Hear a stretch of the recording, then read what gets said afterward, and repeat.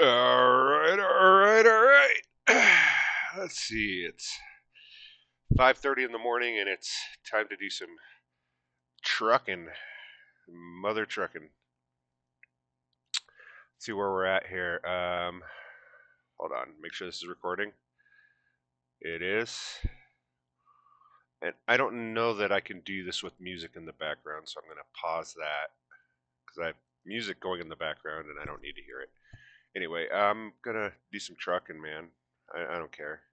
Right now we're in. I don't know where I'm. I don't even know where I'm at. Ogden, Utah, and there's how much I've already covered with this truck in this current save. This is the 9-hour trucking. I don't even know if this is the same save as that. I don't remember the last one that I did, but here we are out here. I got half a tank of gas and half a day's worth of energy, so I'm going to look in the market here and find something good. Got a bunch of skills, so I can take some good jobs.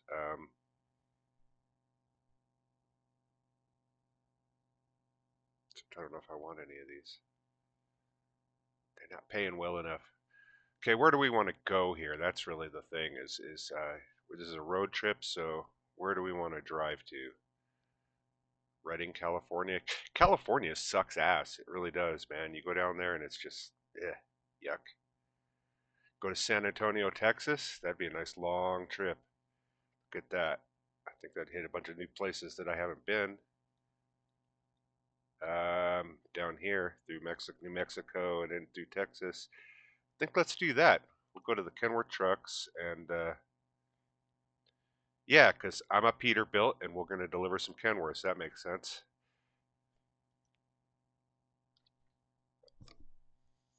Besides that, it's kind of fun with this trip because you look in your rearview mirror and it looks like you're always being followed. No matter what, you always got this truck behind you.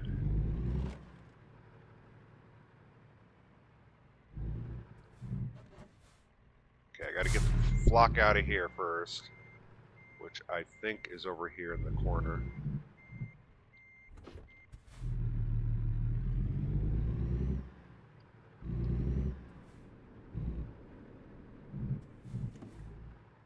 In the future, I might still record these just without commentary. Uh, it'd be real easy to do non-commentary videos of this because sometimes I just drive and experience the fun of driving. Don't want to talk or anything like that, but maybe I want to, record and somebody can just watch it and put on their music and just watch the scenery go by.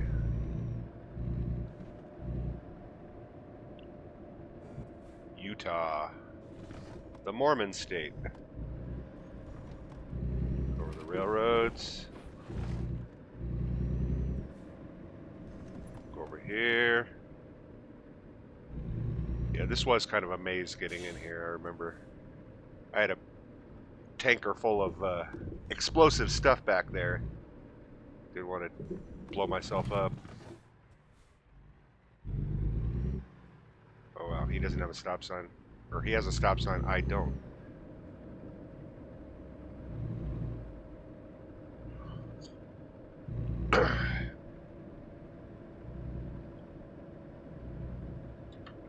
Utah.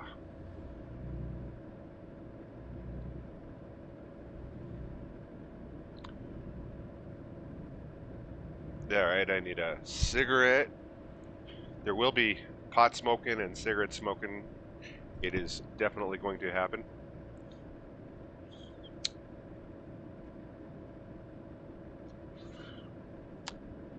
So,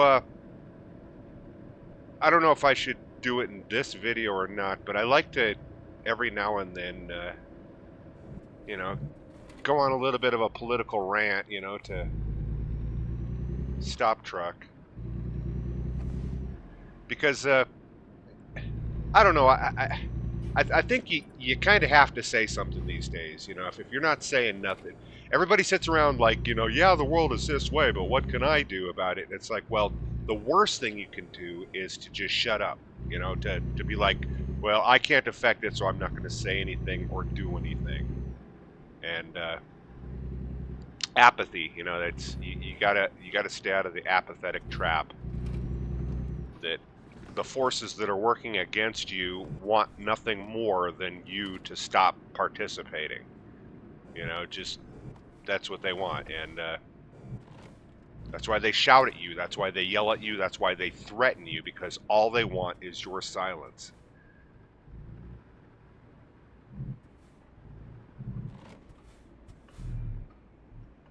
And yeah, I don't want to do that. I don't want to participate in that. See, that's bullshit. That is bullshit. That's why I don't take fuck that. This game is so wishy-washy with its traffic. It wishy-washy, man. That was a legal turn. You can turn on red in America. You can turn on red, and it lets you do it for most of the time. But it's just no. You have to fucking sit and wait. It you take your chances whether or not the game will actually register that it was a legal turn or not. If you want to pay a bunch of fines. I mean, I love this game for the immersion and the, you know, I feel like I'm driving a truck around. They did a fantastic job with all of that. I hate the AI in this, man, because there's intentional obstruction that goes on where they do everything in their power to cut you off and get in your way and slow you down. And it's immersion breaking because you can tell clearly that, you know, people don't, that was a move to slow me down. It wasn't, you know, it wasn't an organic NPC going about their day. It was, no, let's pull in front of this truck, slow down, get them to slow down, and then we'll speed back up and take off. And they're left trying to get back up to speed because of their heavy ass. And this is a cool little town.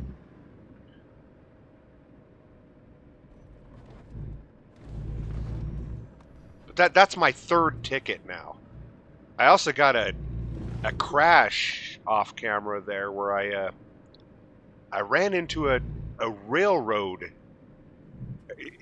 The the thing started flashing like right as I got to it, and then boom, man, I just stopped dead. The bar wasn't down. It just stopped me dead in my tracks. So the railroad stuff needs to be adjusted too there, you know, give you a little bit longer time to go through it. I got to do something here. Before I take up this load, I've got to do a repair because I noticed something with my back wheels. That I don't have the same back rims on each of my back wheels. I'll show you what I mean here.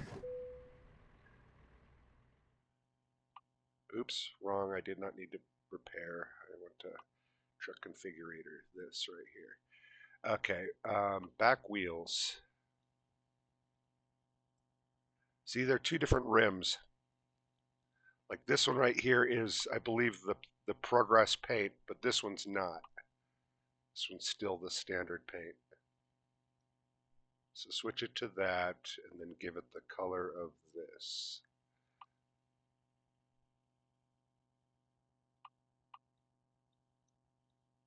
Is that better? These controls are weird. You know, what you have to grab to move it around and everything. I don't think I can do anything to the truck. Nope. I'm going to wait till I have the 6.4 so I can continue to pull things. Got the latest engine.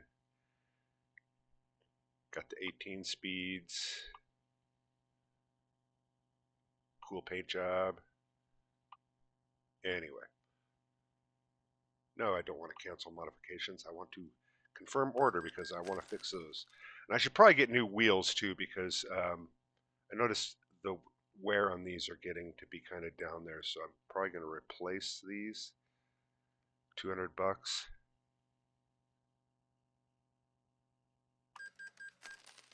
Yeah. Brand new tires. And now let's go deliver our Kenworth trucks. Where do we got them? They're right there. So how do I want to do this?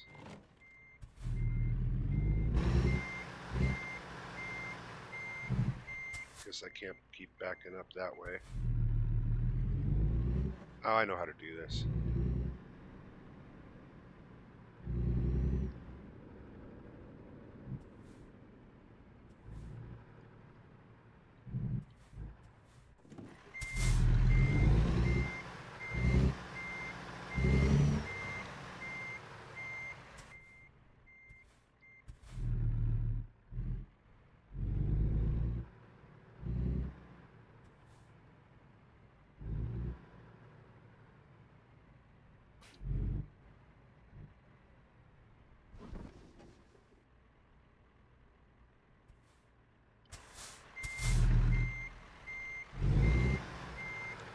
Doobie, doobie doo.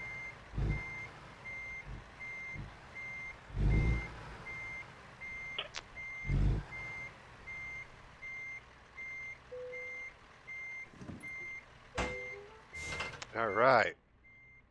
So we got trucks. Looks like we got lots of gas, and I got about half a day's worth of energy, so I can just pretty much start driving and find a place to sleep on the highway there. I want to sleep at like dark so that I wake up in the morning at a reasonable time and drive during the day.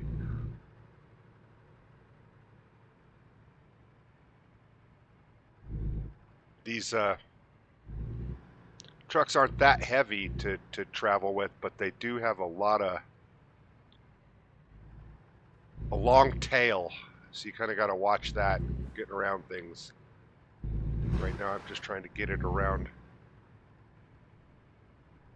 There we go.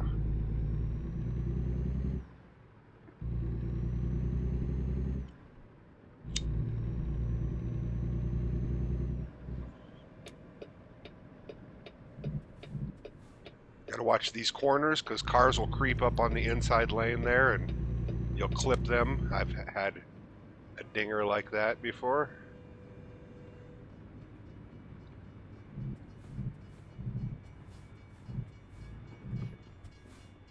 Ding, ding, ding, ding, ding, ding, ding.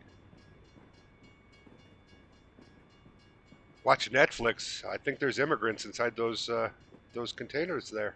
They're all gonna end up in the ocean. That was a freaked out movie. It's called Nowhere. It's on Netflix. This woman ends up, she's pregnant and she ends up inside a shipping container in the middle of the ocean. You know, she was an immigrant trying to escape some oppression, and yeah, freaky movie. Just the whole. It was well done too. It was, believable. It, Believable in the sense that it was an extreme situation that was a little bit hard to believe because of how many different things affected her that she had to overcome. Like she was pregnant, she had to give birth to a kid and then raise that kid. But the movie was kind of convenient in that she's in a shipping container full of dog food and so there's nutrition and I don't know. It just, I mean, it's not, doesn't sound healthy, but it'll feed you. It's, you're not going to starve to death if you got that kind of food. And so there were some things about it there that worked in her favor there. That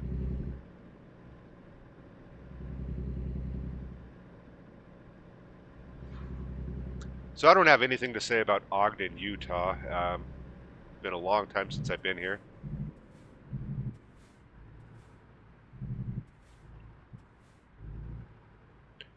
Doobie, let's look at our truck. Look at that thing. It's fucking cool.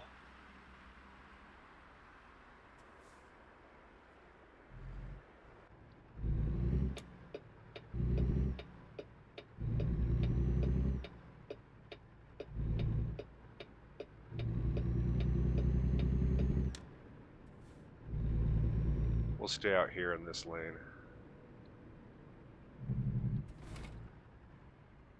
Except I think I have to turn up here. So yeah, let's get over here. Block everything. My lane.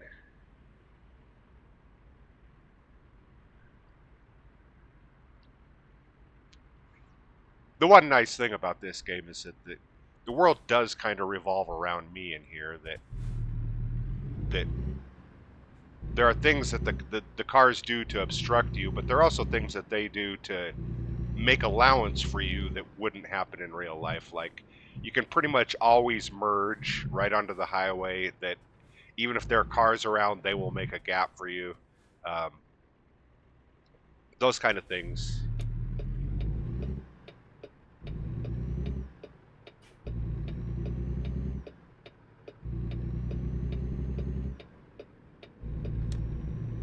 Swing wide, swing chariot,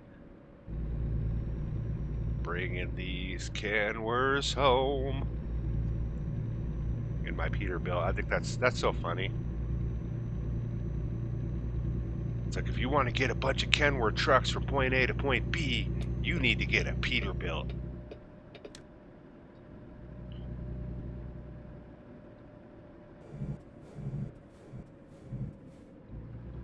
And I know from practical experience, with working with car rental places and stuff like that, that it'd probably be cheaper for them to deliver these trucks with actual drivers just driving the trucks than it would for them to rent a truck to drag it. I don't know.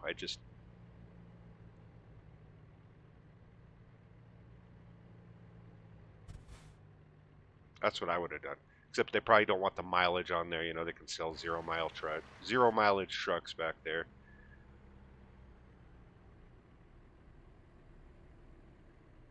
Okay, I got to find a place to sleep up ahead because it's going to get dark in the next hour and a half, and I don't want to be out after dark.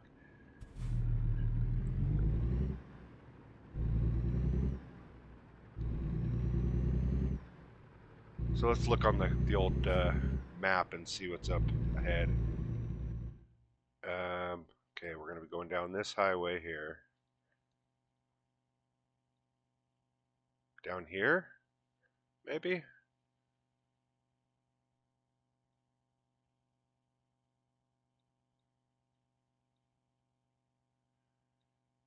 Provo, right outside Provo. We're going to be driving right by a gas station right here. So I think that's going to be the one.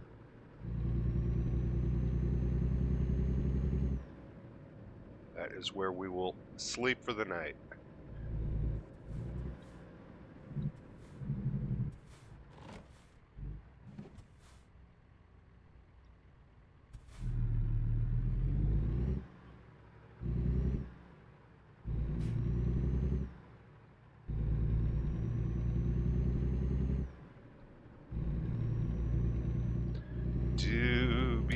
Doobie doo. Oh, I need a doobie.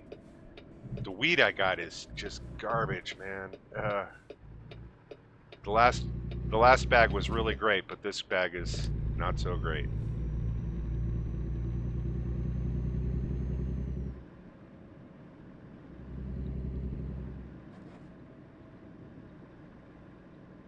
I'll just have to load a one hit when I stop for the night.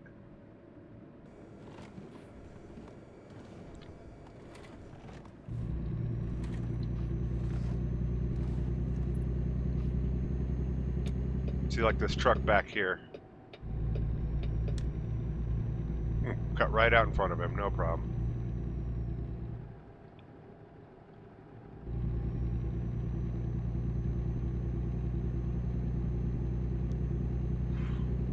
Now he's going to try to pass me on the outside, but I've got some hauling capabilities here that I'll pull away from him. And now that one thing I did notice is that the big engines are really nice because they can get you to cruise right up the hill.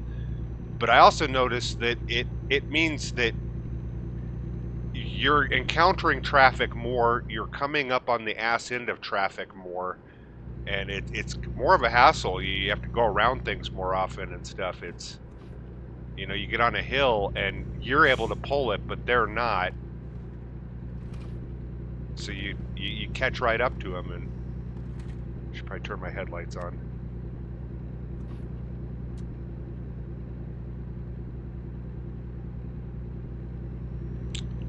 I have it set to automatic headlights that as long as they're in the first position, it'll automatically come on when needed.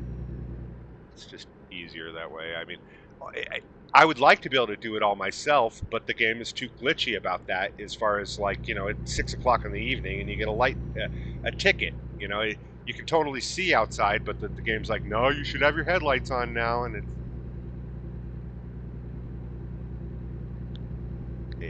the AI in this needs work. It's it's good, but it's not great. I mean, it's passable. This car coming onto the highway here, it's going to pull out in front of me and slow me down.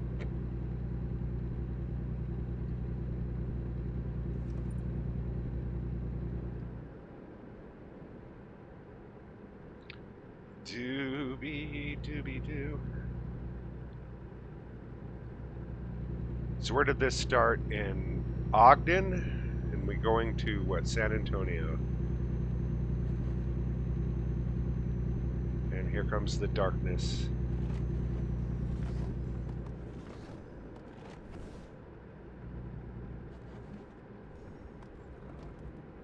Which I can drive at night, but it's, you know, you don't get none of the scenery.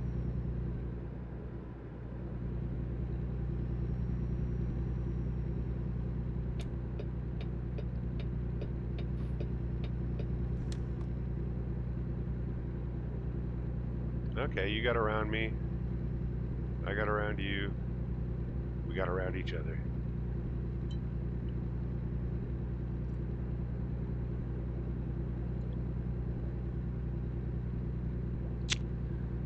I have nothing to say though. I want to say something important, you know, and have some like dialogue that makes this all meaningful, but I don't have it. Not in me yet. Something's got to happen to provoke that. I think I started this. I just didn't need to record this. It's too early in the morning. I'm not fully awake yet.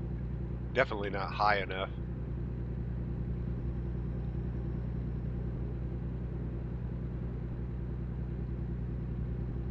Okay, I think I need to get off up here. Spanish Fork.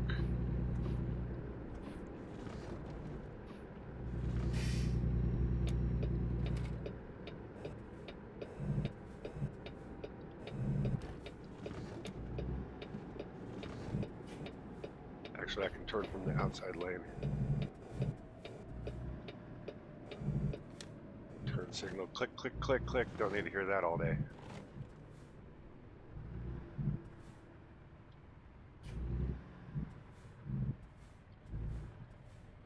Actually, is this going to let me turn? No, I go straight. Never mind.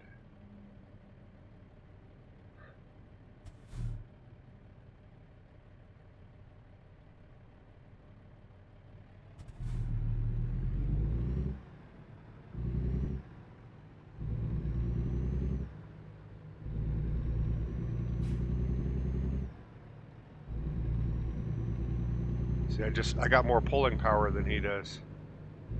Just pulling away.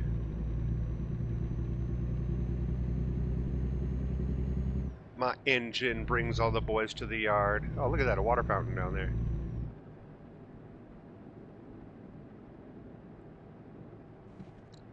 Okay, now how am I going to be able to park in here? That's I's thing too, because there's got to be a mod out there that lets you sleep in other places, because that's one thing that this game has. Another problem is that, you know, truckers park on off ramps, they park in parking lots. I should be able to park in that Dream Burger over there and sleep for the night. But no, this is you got to be in exact spots.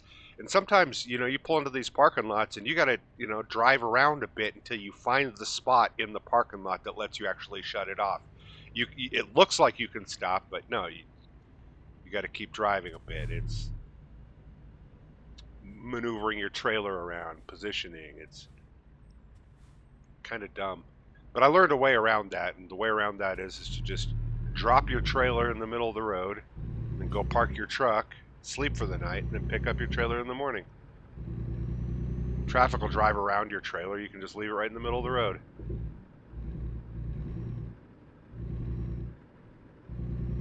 Okay, up here is a gas station. Except how do I get in there with these fucking dudes all right here?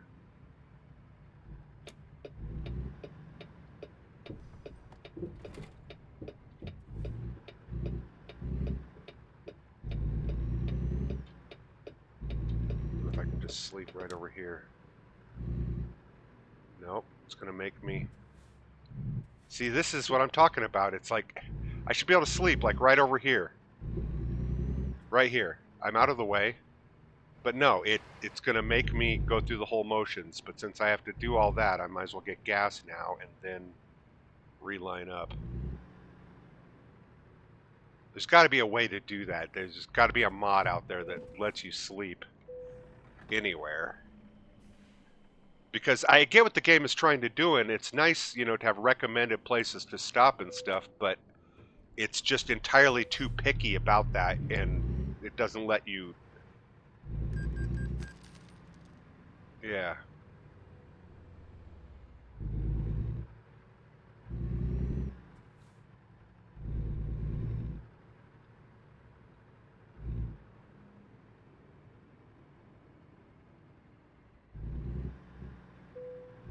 See, now it's letting me. Alright, backspace. Take an external look at our truck with the lights. And then we'll go to sleep. 9 o'clock. 7 a.m. Let's we got gas, we got rest, so we should be good to go. I'm gonna sit here and look at the map for a second while I load a one hit and get ready for the day.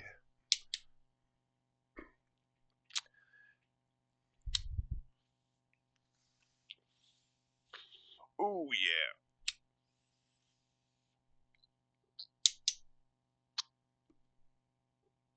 Ooh, that's the stuff. It's good weed. It's just creeper weed.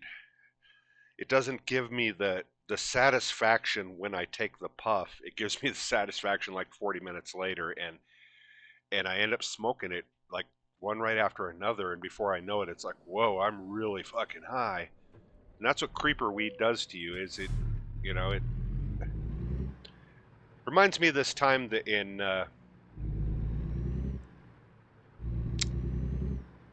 my sister and I were with some friends, and we were doing acid, you know, the fucking as teenagers do, acid, you know, and the guy kept, you know, handing us acid, you know, it kept like giving us acid, like here, take another hit, because we kept taking it and it wasn't effective. Okay, here's the story. We were going down to Colorado Springs from Denver, which is about a 90-minute drive. We all piled into the back of a Trans Am, and so there were three of us stuffed into the back of that Trans Am. And I don't know if you've ever seen a Trans Am, but they almost have no back seat. So we were just cramped in there, just tucked in there, you know. And you know, dude kept I don't want to say his name, but he kept handing us acid, you know, because he was like, I know this stuff works, and we're like, no, it's not working, you know, because we took a hit, you know, right when we got in the car, and halfway down, you know, by Castle Rock and stuff, you should be feeling something by now, and we didn't feel nothing, you know. So he's like, here, take another one, because I know this stuff's good, you know. So he hands us another hit, and you know, we keep taking them and stuff, and nothing happens, you know. But we get out of the car down there in Colorado Springs, and it's like all the blood in our extremities, they were being sealed off because of how we were packed into the back of that car. We got out, and the blood rushed in through our bodies, and all that acid distributed, and like the whole world just dropped. Whoa, you know, like we're there. And that's I don't know, that's I don't know what made me bring all that up. I was talking about something.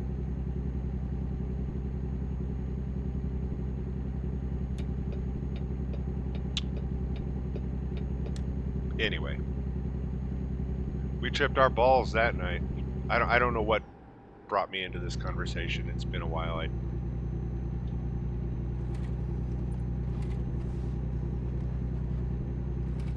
Oh, downhill truck marker. 55. 50. I follow the recommended signs because it's a good idea to do because that's going to get you the smoothest around the corner. The signs are actually well marked. There's only a couple places in the game that I found where it's like, whoa, that could even go down 5 lower. But if it says 45, then you can pretty much go 45 full speed through there. You know, it's the yellow markers, not the actual speed limit, because the speed limit says 55, but it changes up. Oh, we got a way station coming up here.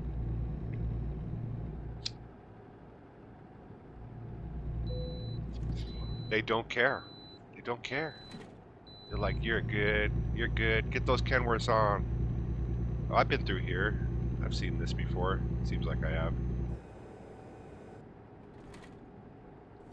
I think there's some city stuff coming up here, so I'm going to slow it down just a little bit ahead of time. Remember, this world revolves around me, so I can go slower.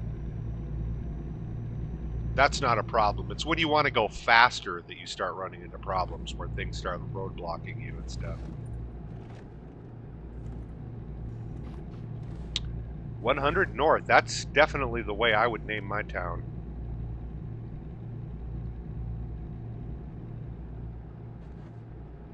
Where do you live? 100 North. Oh, that's a great town. Weird. Mathematicians must have named this town. It makes no sense to give the town a name that has identity. Let's name it after a number that we can easily store in some kind of system.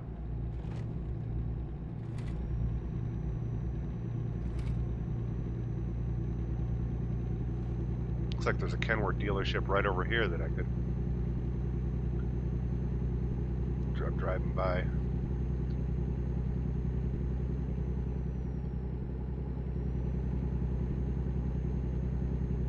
Oh shit, this truck is coming on right in front of us. It's going to slow us down. Look at this. This is what I'm talking about right here. It's going to slow me down to a crawl, and then it's going to take off, and I will never catch it again. It's fucking bullshit. That right there is intentional. The programmer designed obstruction, and it's immersion braking. It's immersion braking. It'd be different if it was a little more random, but no, there's a pattern to this, and you can see them coming out.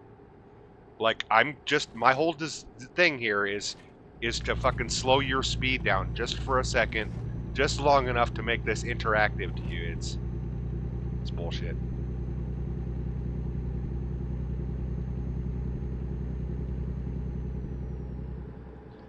In a lot of ways, you know, you got to kind of want to drive to play this game, because this is a road rage simulator waiting to happen. You can play this game and it will ruin your mood. You know, you come in here for some casual driving and you're just like, fuck, people suck. But it was just virtual people driving in their cars, and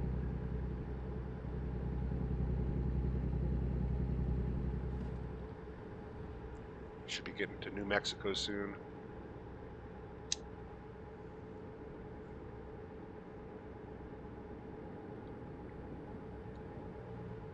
In 22 hours still.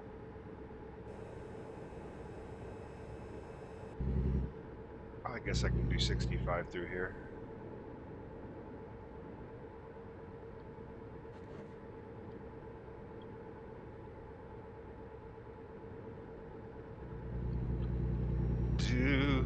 Doobie-doo.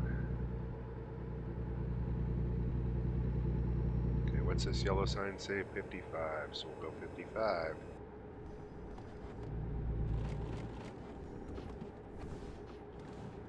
Back up to 65.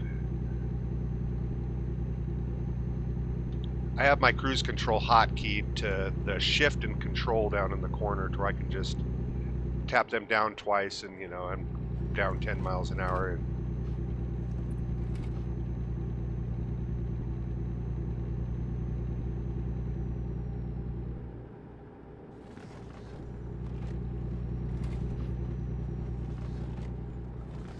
this is going to come to a sudden turn up ahead.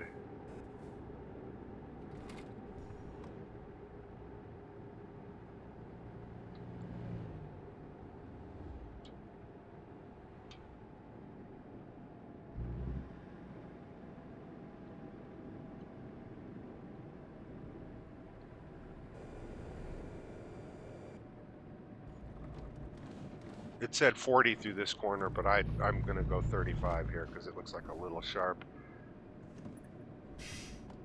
And I want to just make sure that I make it. And we'll get back up to speed here.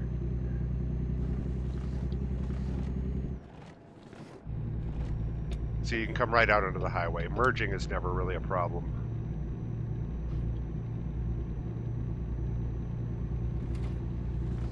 That's the one thing the AI does get right. That you want to simulate people driving and stuff, but you don't want traffic to provoke road rage, man. That's as a designer of a game, you definitely don't want that. You want this to be casual and fun for the player, not frustrating.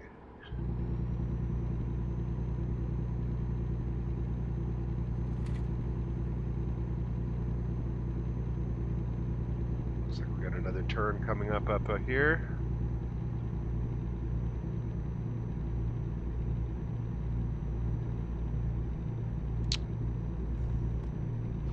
Crescent Junction, Moab.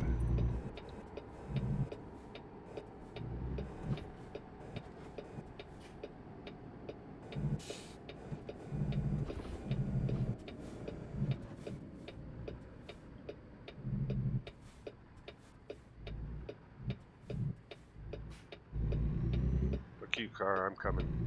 I'm coming out. I want the world to know. Cruise control back at 65. We'll get there in about a half hour. Find a cigarette here.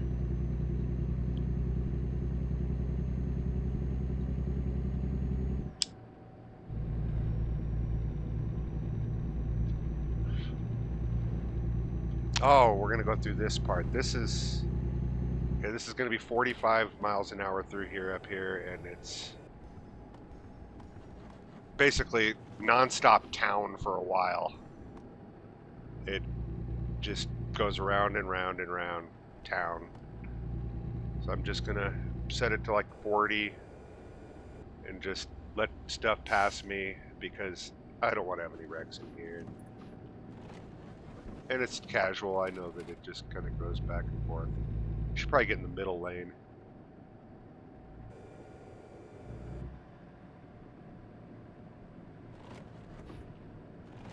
It's funny, the last time I came through here, I was hauling Kenworths as well. I go in the other direction. I just came through here on my last trip, I think.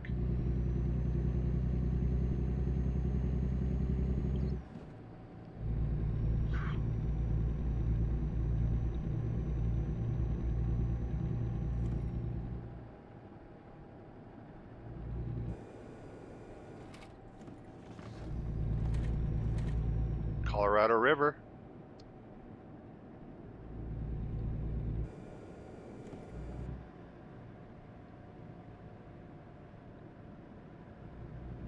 Moab.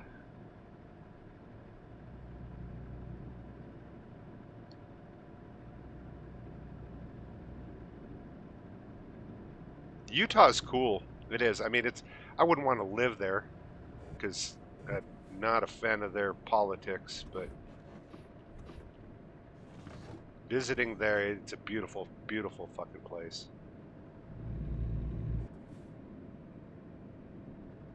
Are you serious? Okay. As long as you go, I don't care if you pull out in front of me. Just go. Don't go slow.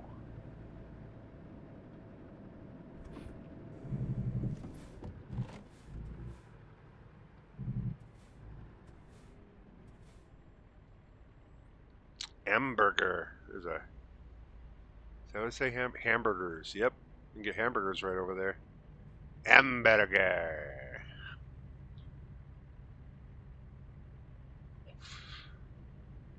It's my best. Steve Martin doing Peter Sellers, doing Pink Panther. Hamburger.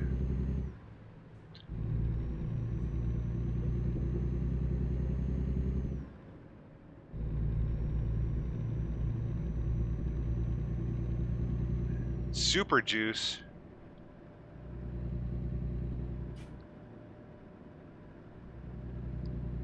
I know what they're trying to say there.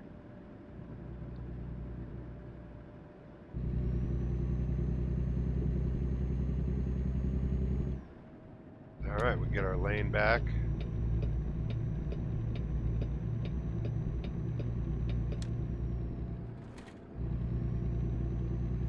And now we're just back to cruising countryside.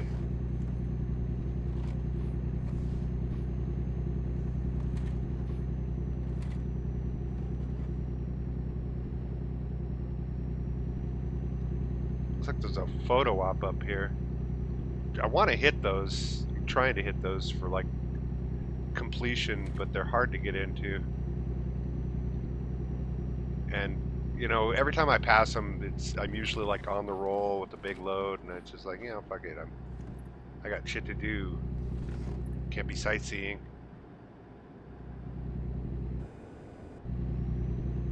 Right around this corner is the sign. Up on this wall or a rock off to the side here is, it says home of the range or something like that.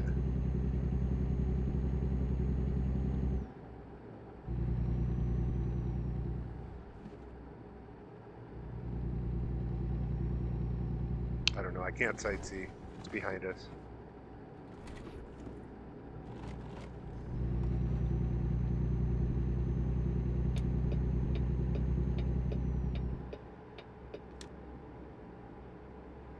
Kind of block both lanes so that nobody comes up beside me. Because they'll do that.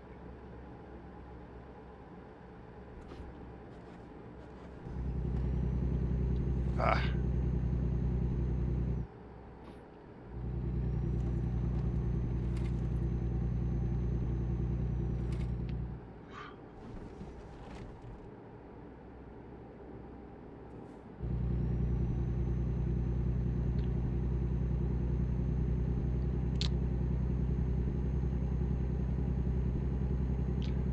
I should have ate before I did this. I can feel it. Hunger in my belly.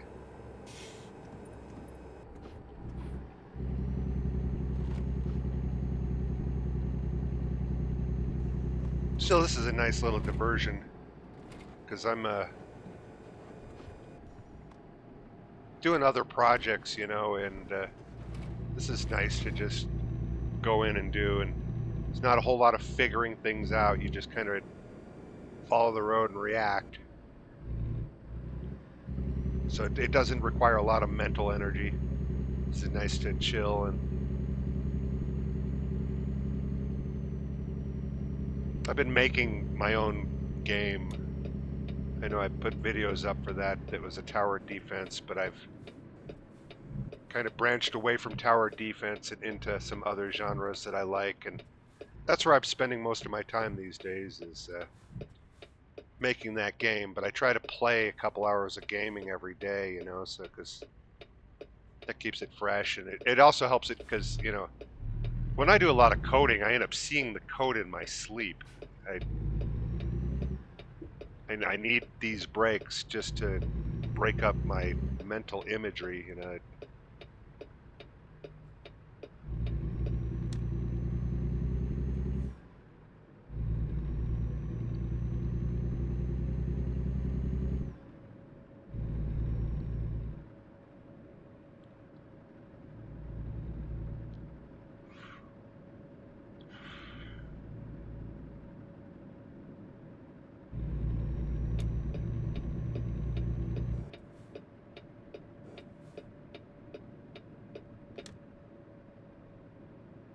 Okay, now we're gonna be behind this guy. This is what I'm talking about. I've got more engine than him, so I'm just going to be putzing along forever. Then he's just going to take off. It's like the game makes sure that it has slowed you down. And once it has slowed you down, then it's like, okay, now we can go fast again. But it's just a fucking annoying, really. I'm going to catch right up to him, and then he's going to slow me down again, and I'm going to be dealing with this truck for the next fucking 200 miles.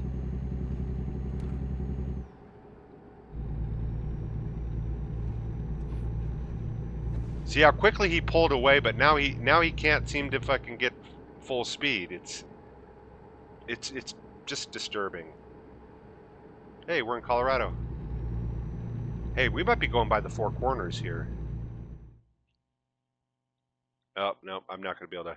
I'd have to take a side tour. There's an achievement to go right over here.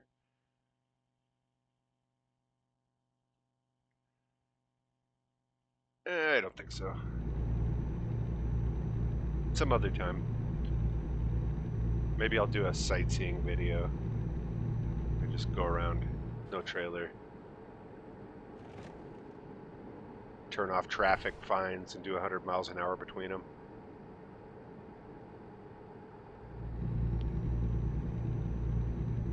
That might be kind of fun. I don't really do that, though. I get a game like this, and it's all about the immersion and doing the actual trucking. It's not about, let's go 100 miles an hour on the highway and see what happens.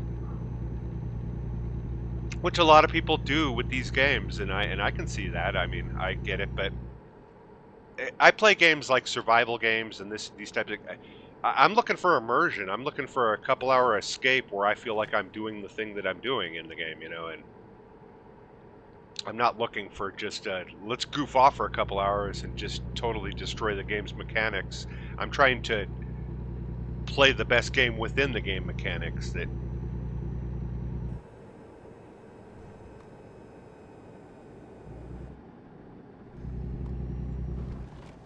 I don't know.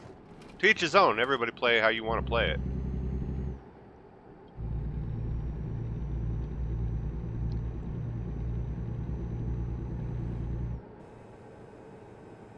Like having the engine brakes and the engine retarder because I can just downshift on the cruise control and it handles the rest.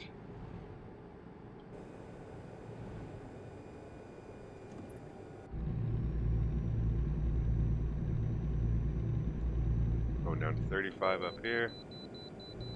Oh, okay, where's this inspection?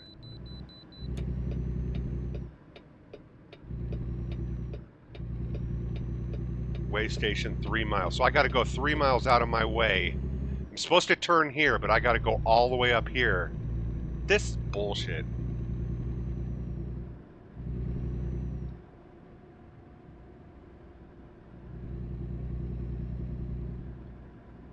Just bullshit. There's a cop beside me.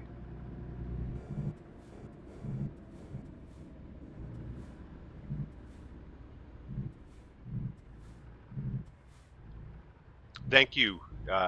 Is this Colorado? I'm in Colorado. Colorado did this to me? This is my home state. You treat me bad like this? What the shit?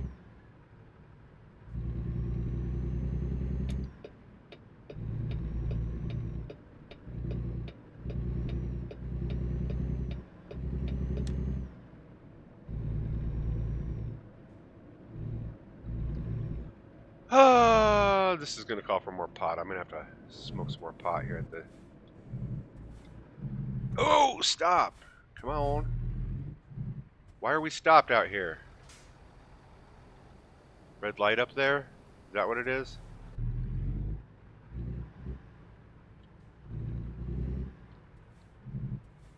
Oh, this is going to suck.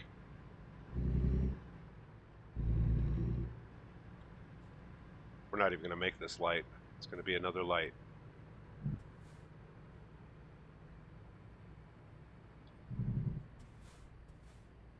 Oh, I guess I could smoke pot now.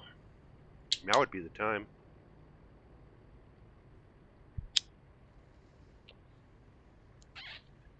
They fuck you at the way station. Okay? Okay? They know you're going to be 5 miles up the road when you got to make your turn, and then they say, fucking way station. Okay? Okay?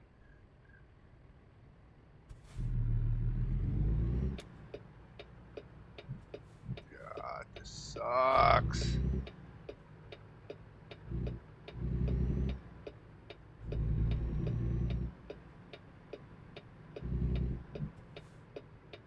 Oh, slow! Come on.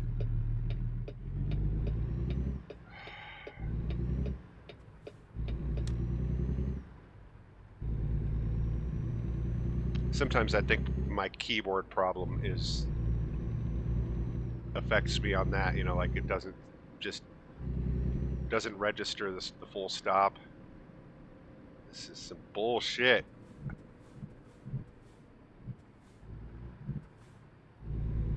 And this truck, watch, he's gonna fucking come up underneath me and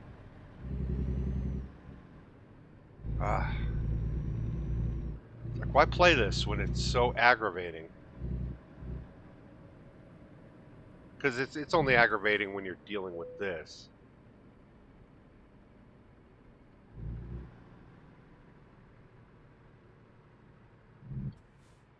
I blame you, Mr. Dude. It's your fault, huh? 79,000 pounds. That ain't shit. Ain't shit, I'm telling you. Fucking wasting my time.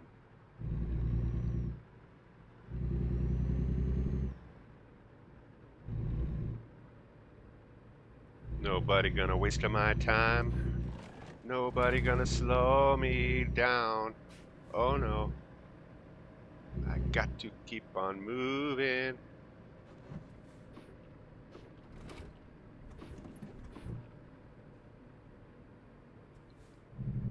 Now I gotta wait for him. See, he waits until I get up here to make his turn. It just obstruction is. I'm telling you, I talked about this in other videos. I think there is a person whose job it is at the company. Is like my whole job here is to obstruct people, to make it harder for them, to put things in their way, to slow them down. And I have to think that guy is a miserable fucking guy. Like this, come on, dude. Jesus.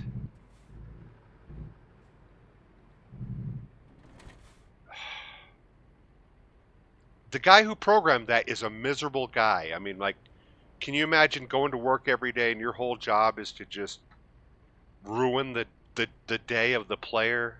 Like, man, that's my whole programming expertise is all about ruining the playing experience. There's a difference between obstacle and challenge. It's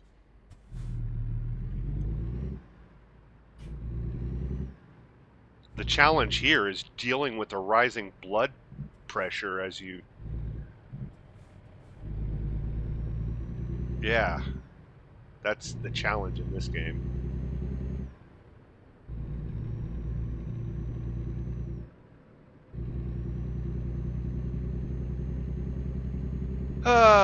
But we're out of here. On our way to Durango.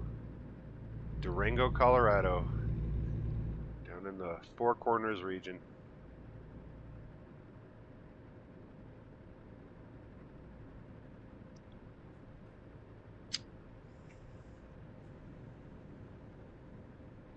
Oh, I guess it's 35 in here now. It was 25 and now it's 35. I didn't see a sign. I'm watching for signs. Foxworthy pops up. Here's your sign. Thanks, Jeff. Back to 25.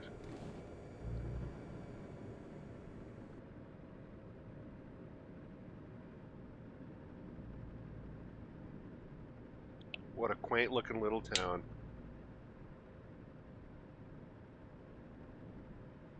Never gonna make this light. Not at this rate. Maybe. I'm gonna go. I couldn't do it. Give me a red light.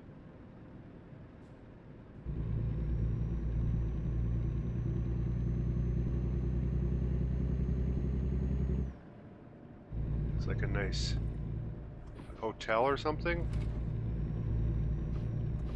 Country club living. It's probably a retirement home.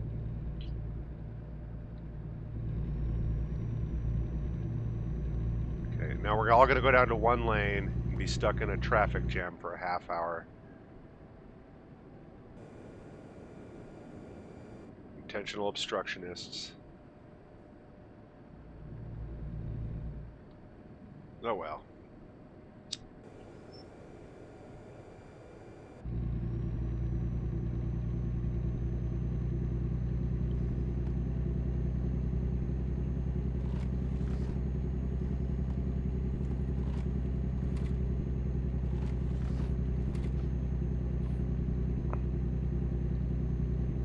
Okay, it might get a little sloppy up in here because all the snaky curves.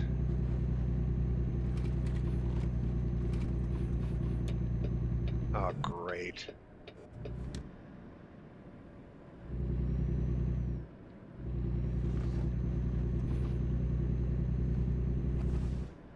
I got a car trying to go around on the outside of me.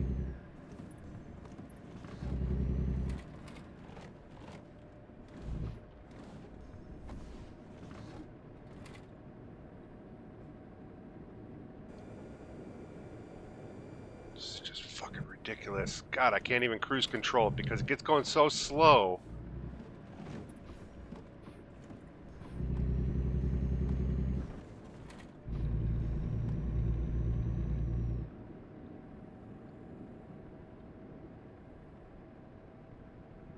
Just frustrating.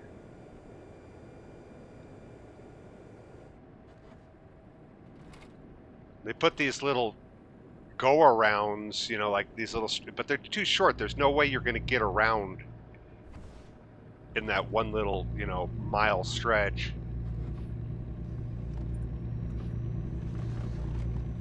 I'm just going to take it easy. Take it easy. Because if I push it at all, I'm going to end up right on their ass.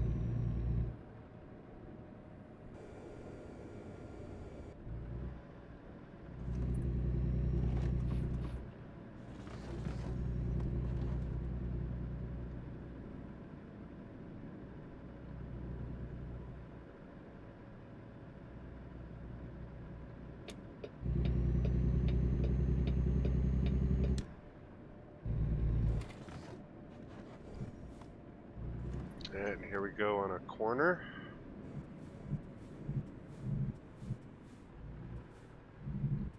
Ridiculous fucking corner.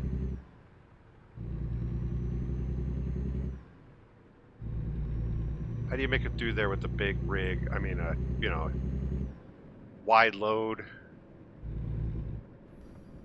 You don't. You're hitting something.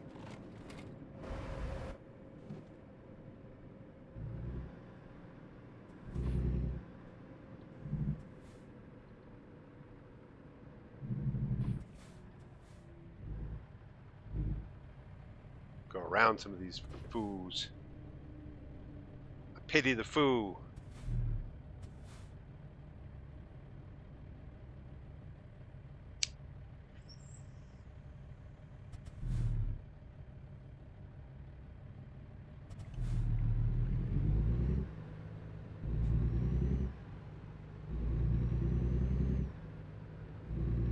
I think I have to be over again.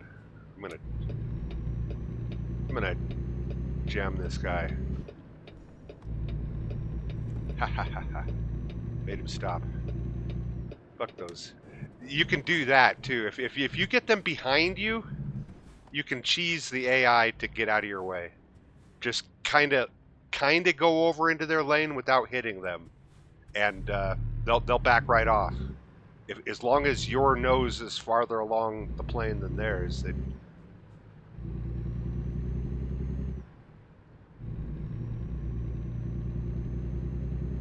so you kind of got to watch your rearview mirrors and keep the garbage behind you.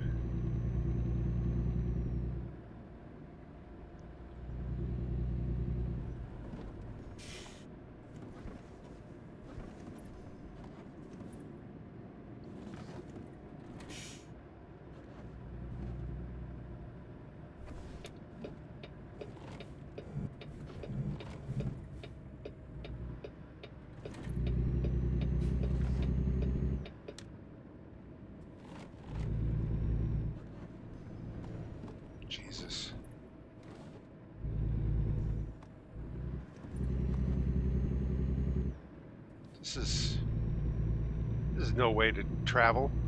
I'm serious. There had to have been a bigger, more safe road to go on than this.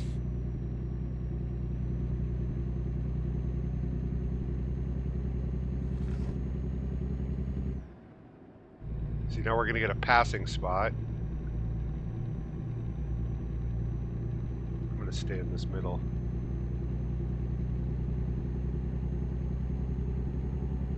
Okay, we're into New Mexico.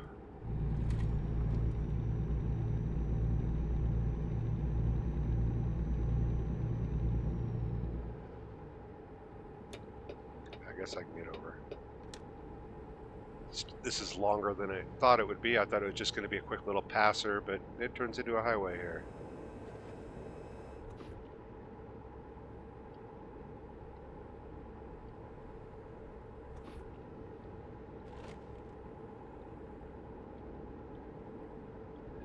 Rolling down the street, smoking Endo. Sipping on gin and juice. Laid back. My mind on my money and my money on my mind.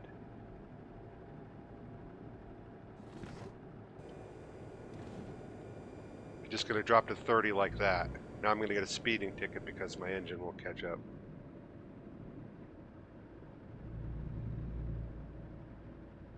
That's one thing that it does. It's like you'll see the slow down sign, or you'll see the new speed limit sign. You'll start slowing down, but you'll cross the sign going over the speed limit and get a ticket. It's just way too touchy.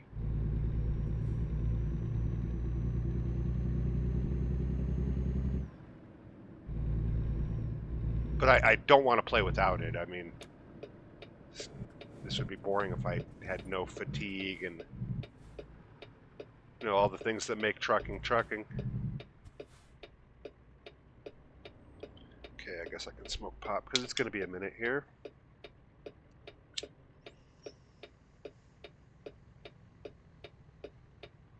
I got to start looking at my next place to sleep. Down here in Albuquerque, maybe. So, gas station looking place right here with a camera.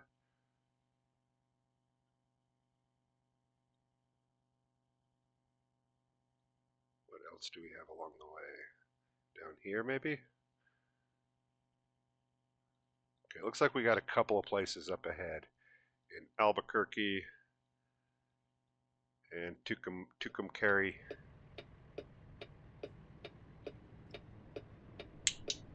Because I got to think, about 3 hours from now is going to be bedtime.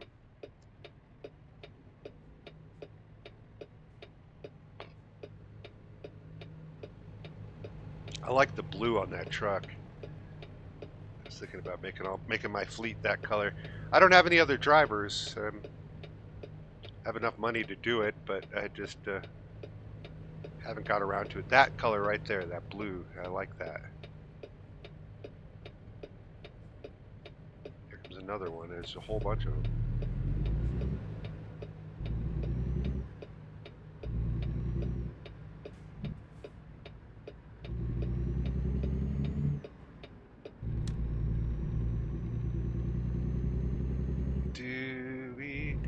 I could get gas right here. That wouldn't be too hard. Looks fairly doable.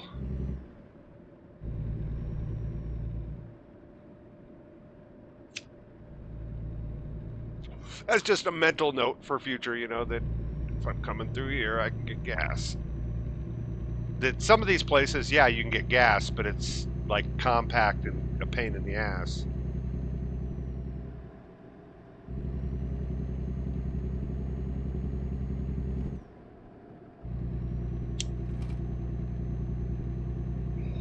Oh yeah, nothing like smoking pot, driving 80,000 pounds.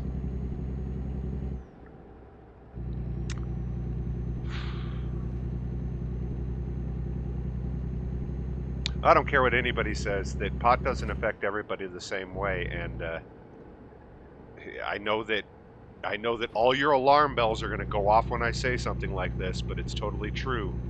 I drive better when I'm high. I have OCD and AC or attention deficit bullshit that when I smoke, I focus more. I focus better. I all the distracting thoughts that I have go away, and I can tunnel vision on my project at hand. And like I play video games better. I do everything better when I'm high, and that's that's just the reaction I have from weed. That I have mental problems that I think would be handled if I could get legitimate prescriptions like Xanax. I think I could probably use because I have anxiety. Um, Maybe Zoloft or whatever. I don't. These are things that I've seen people use and I've read about and heard that they have success in treating the problems that I feel like I have. But I'm kind of outside the healthcare system in that I don't, get the treatment I need. So I have to self-medicate. I smoke pot, and that works for me. It really does. It helps with most of the problems that I have, my anxiety and my lack of attention and focus. It shores right up when I smoke some weed.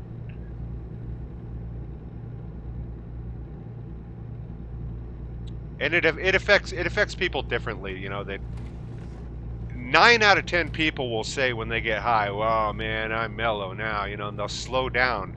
But 1 out of 10 people, it's an upper. It hype. That's what it does for me. I smoke pot to get up, to be more enthusiastic and into things. That it doesn't. It makes me more creative. Gives me more drive to do the things that I need to do that I just don't have without it.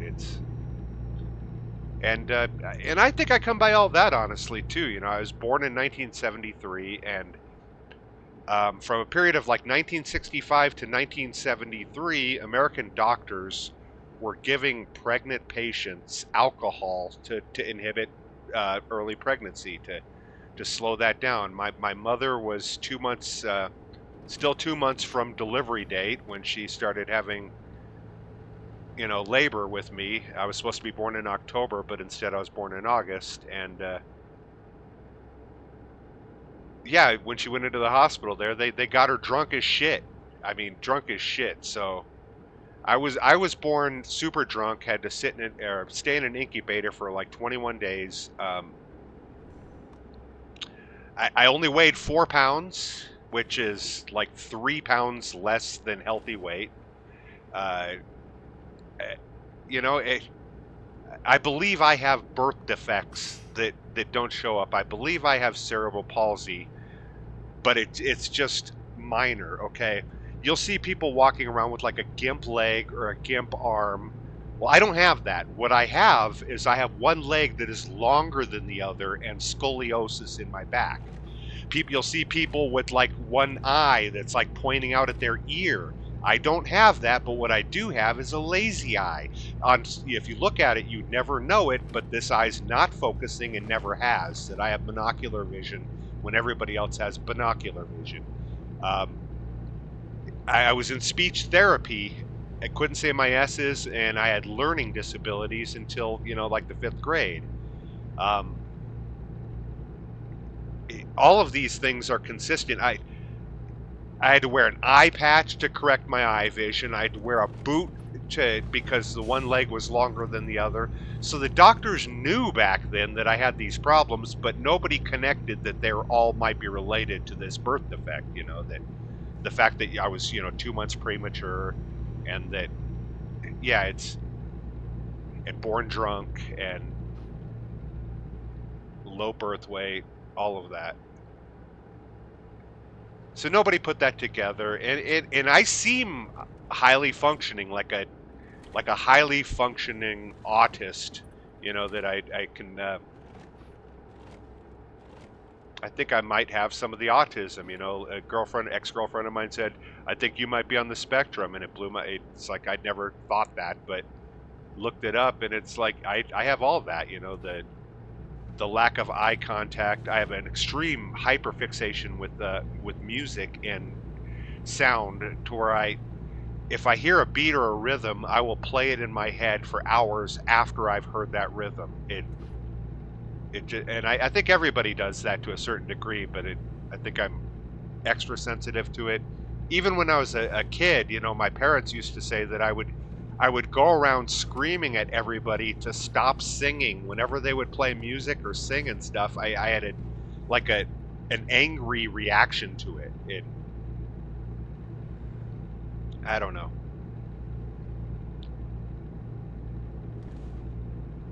The whole thing is I think I'm pretty well messed up, but pot kind of regulates that for me. Okay, I'm yawning and I gotta find a place to sleep here. Okay, we're coming up on the Albuquerque, so I want to get off like right here.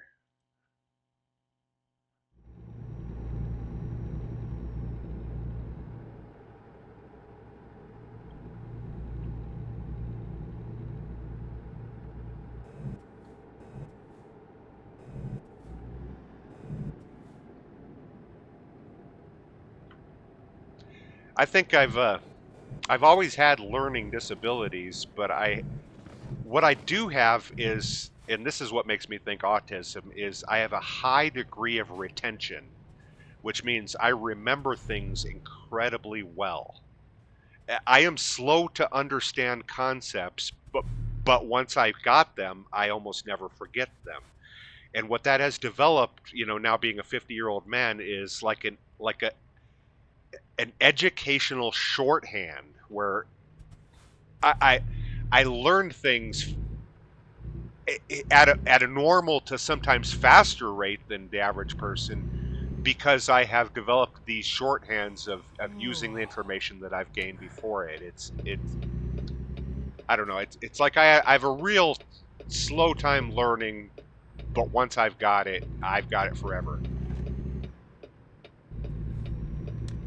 And I think a lot of people, that one of the problems with intelligence in doing tasks and stuff is people tend to forget what they know. Um, it's part of the imposter syndrome that people have when they're doing a project. They will feel like they are overwhelmed by what is yet to come, and they lose track of how much they've already done, and it becomes like I can never get around this because I got so much to do, but they just don't realize that they've already done so much. Like when you're doing a big project that requires a lot of writing, a lot of research, and a lot of depth, by the time you're like ankle deep or waist deep into that whole project, you start losing track of the toes that you were doing down there at the bottom. You still feel overwhelmed, like I've got so much to do, but you're actually doing just fine. It's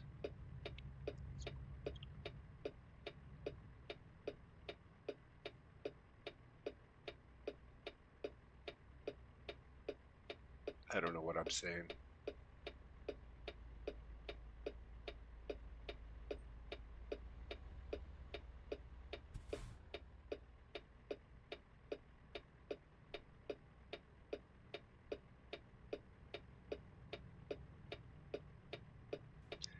Dooby dooby doo.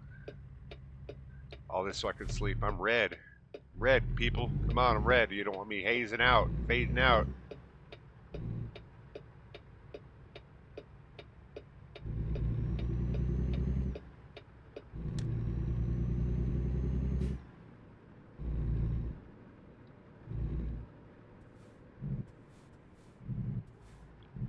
Red lights. Red light, green light. Yeah, I just watched that Squid Game here a week ago, and I enjoyed it.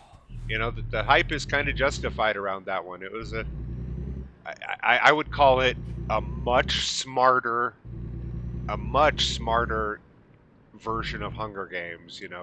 It's like the Hunger Games was pretty superficial, but this This had something to say about why people were competing, what kept them into the games. Um, it explored a lot of economic concepts through the actions of the players. You know, like the sunken cost fallacy that that they've spent so much that you can't go back now, and I don't know. It's just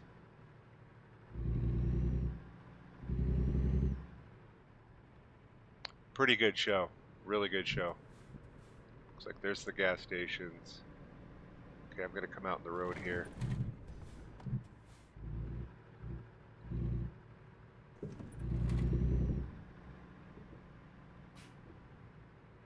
Get all my ducks in order. Look at all those trailers over there. I wonder if I could just go steal one.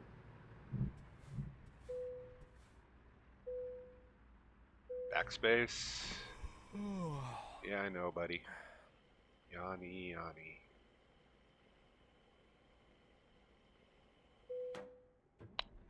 Engine full. Now let's go find the one spot in here where they'll let me close my eyes. Right back here in the corner. Something over here to the side too. What we got over there? Oh, more parking like that.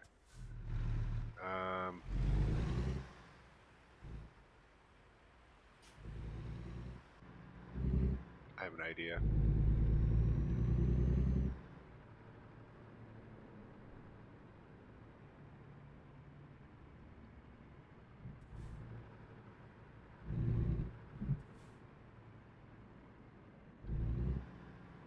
This should get me into a spot.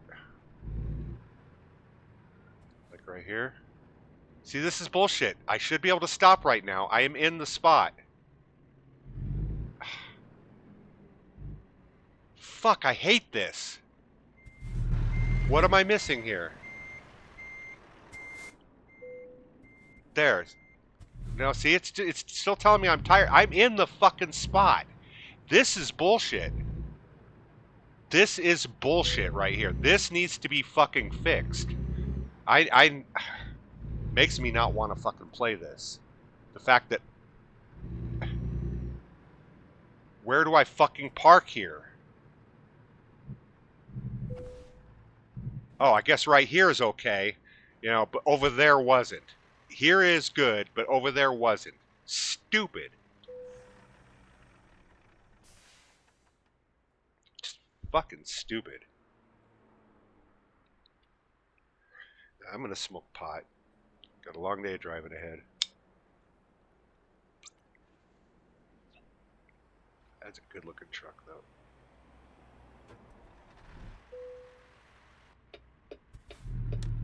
Turn signal on.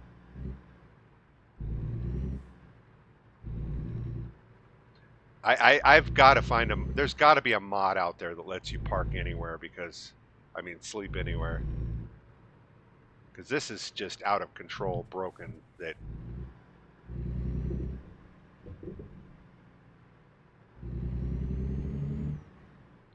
it's that fucking picky about where you can park.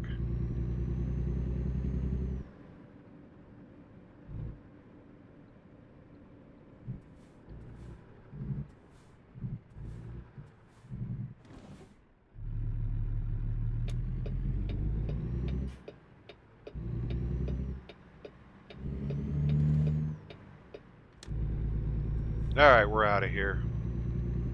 Farmington.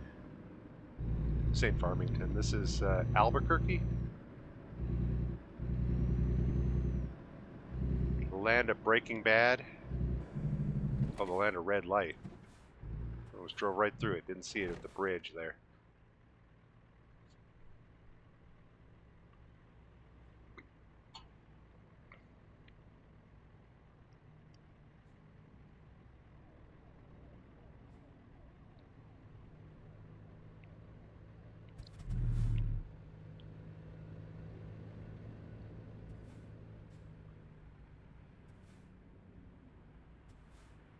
I like Peterbilt because it makes me think of penis. And who doesn't want to think of penis?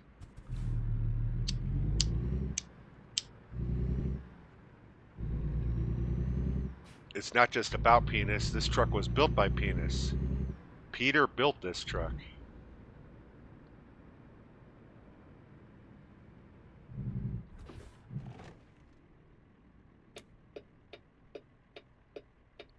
Yes, that's the lowest I could bring my humor. I have done that special for you.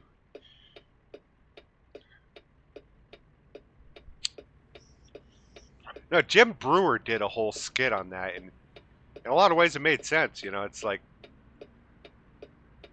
that.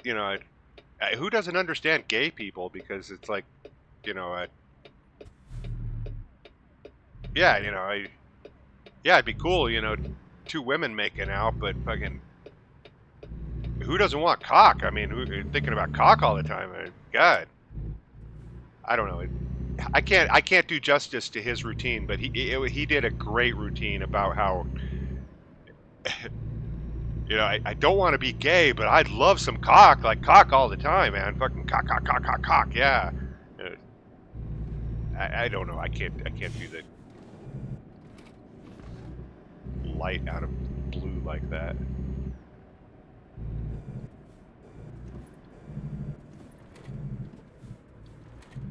There's nothing worse than paraphrasing comedians. Well, there's lots of things worse, like genocide, but it's on the list. It goes like genocide, pedophilia, paraphrasing comedians. I think that's the order right there.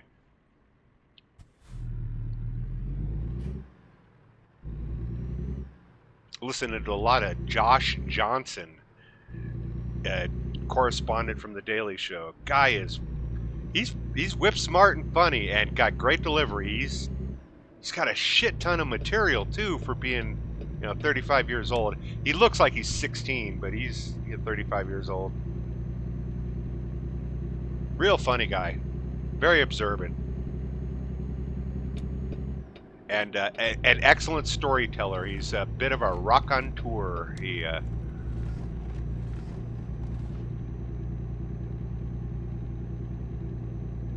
I think a lot of the best comedians are storytellers. The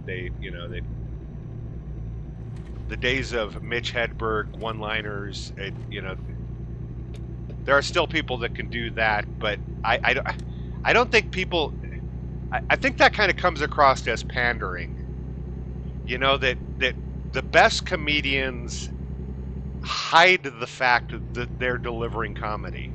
That that I don't know. It's the best comedy is not aware of the joke. Do you know what I mean? And I think one-liners definitely are aware of the joke. That when you're doing a one-liner joke, you almost do a little rim shot at the end, like they did, to indicate joke's over. Next one. And I don't know it. The storyteller comedians aren't like that. They're really trying to hide the fact that there's a joke there, and I just appreciate that so much more. When the punchline does occur, it hits harder. Although Mitch Hedberg was fantastic, he was great. But I prefer a Dave Chappelle or a Bill Burr. These guys tell stories. Jim Jeffries tells a story, and Josh Johnson he's definitely in the next wave of great comedians, stand-up comedians.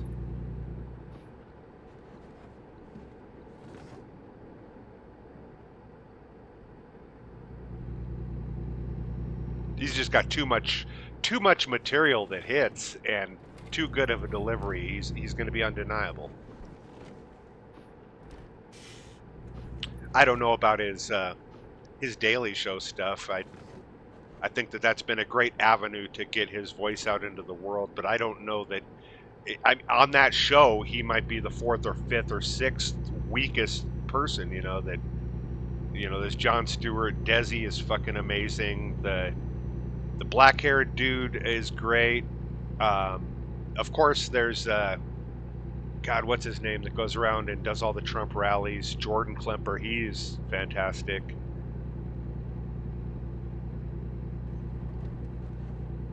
But then Jordan, I think I haven't seen him actually anchor the desk. He's always been a correspondent.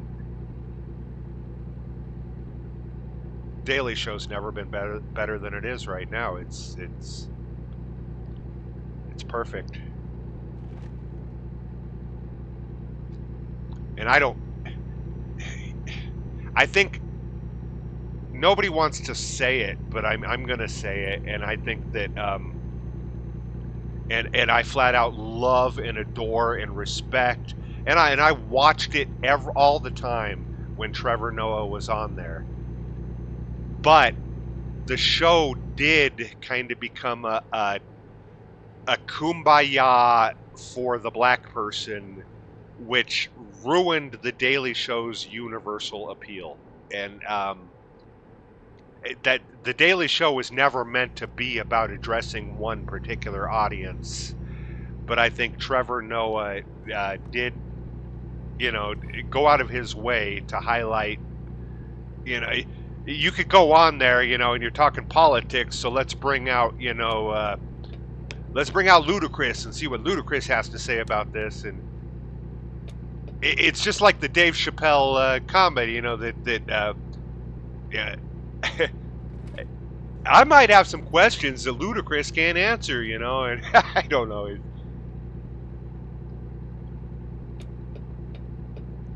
Anyway, no, I loved the show during that time, but I could also see why it was not the ratings getter that it was under Jon Stewart, and it's not the ratings getter that it is now that it has this rotating group up there. Yeah, and I'm not saying that that the black voice doesn't deserve a platform. I'm just saying that the Daily Show was never meant to be an exclusive platform like that.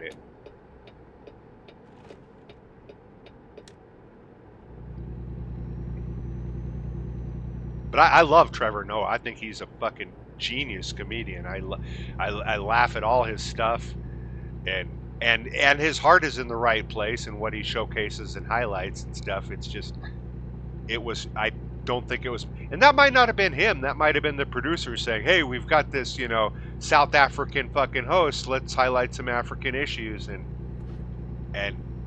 I don't know. I don't know. I think it's better now. That's all I'm saying, and I think that's why. And race does play an issue into it, and in that I'm not trying to criticize anybody. I'm not saying that what he is saying or what he is highlighting isn't highlightable or deserving of attention. I'm saying none of that. I agree with all his politics. All the politics, around Black Lives Matter and fuck it, systemic racism, all that. I'm a sociologist. I know what's going on there. It's just I don't know. That's just a big problem. That I'm sorry. Diversity is awesome, but know your product.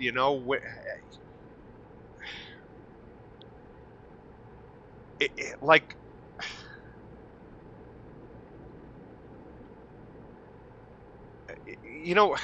what Hollywood does when they recast male roles with women, it, that's fine, but sometimes, like with the Marvel universe, I get that you're trying to reach more female audience and stuff, but you got to understand your base audience is going to be 85% male, adolescent, cartoon fucking, so when you start retelling all your stories from a more diverse, here's a woman angle, you're kind of alienating the audience. It'd be just like if they went out and made a Barbie movie for men, or or tried to make Barbie dolls and sell them to men.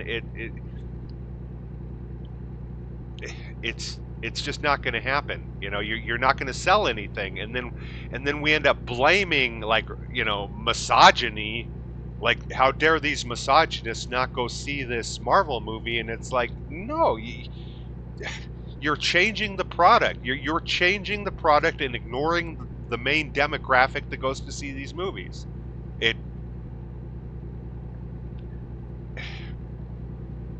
I get it. Both things can be true. That women can be systemically disadvantaged and have a lack of representation in stories and stuff like that. And Marvel comic movies, the main audience for them are men. I, I just, we keep trying to fit a square peg into a round hole in society, and then yelling at the round hole for not being more like the square peg, and it's like ridiculous. I'm entirely progressive. I'm entirely liberal. I voted for and admired Hillary, but the left are out of control with their bullshit. I watched a video before coming on here today. This guy was trying to explain how racism is the reason for no more running backs. And that in the NFL, that the reason the running back is no longer, a big thing is because of racism. That the NFL didn't want to see these black athletic fucking running backs. They wanted to see the white passing quarterbacks. And I'm like, nonsense. Yes, the NFL is fucking screwed up with their lean toward offense and what they're strangling the defenses and stuff like that. But the NFL did not get together and say, all right, these black people are uppity and it's because of these running backs. So what we need to do is change the game and make it to where quarterbacks are throwing all the time because screw these running backs. That was never a fucking thing. But this guy made a whole video about it. And it's those stupid fucking arguments. And I think he's just race baiting to get more people clicking on his article or his video. It's those people that are ruining it for everybody else. The woman that was not raped and is exploiting rape for her own personal gain ruins the argument of rape for every woman that has legitimately been raped. And that's what's happening with the and the whole problem here is victimhood is celebrity. If you can go out and sell your victim story, you're going to get people to click on your video. So when you start claiming that everybody's out to get you for every reason, yeah, you're going to get lots of views. But you're also perverting the fucking social discourse, polluting it with a bunch of bullshit that doesn't need to be there. It's out of hand, that people are incentivized to divide. That's my whole audience is built around making my, viewers think that there's this big problem that only I have the fucking answer to.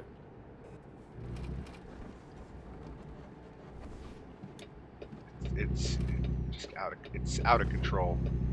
It really is.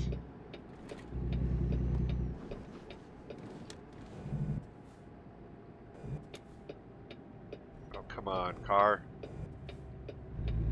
Oh yeah, now you're gonna back the fuck off.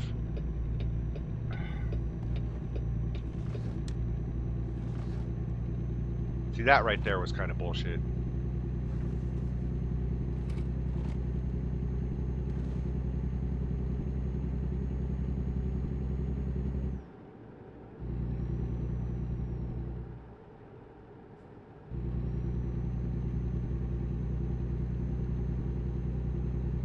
I might have to sleep again before I can turn this in. 10 hours driving still. It's gonna be a long video. I didn't realize how long it took to do these trips. I just mindlessly do them by myself and listen to a movie or music in the background, and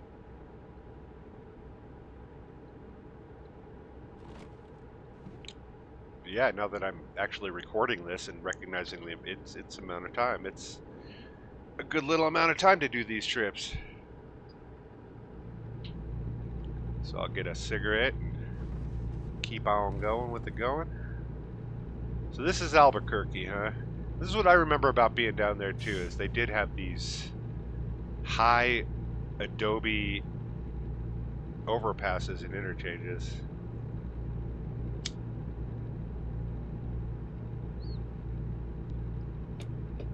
I'm gonna get over because I think that tow truck or that dump truck is gonna be a problem in the future.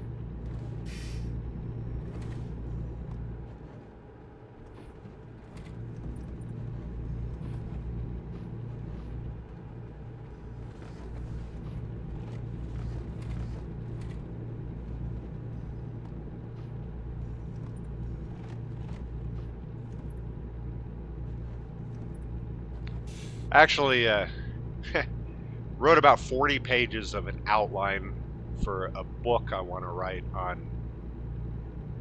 The whole central theme of the book is fighting better. That how you fight matters as much as what you fight for. I do believe that the disconnect, the thing that is breaking our society, is that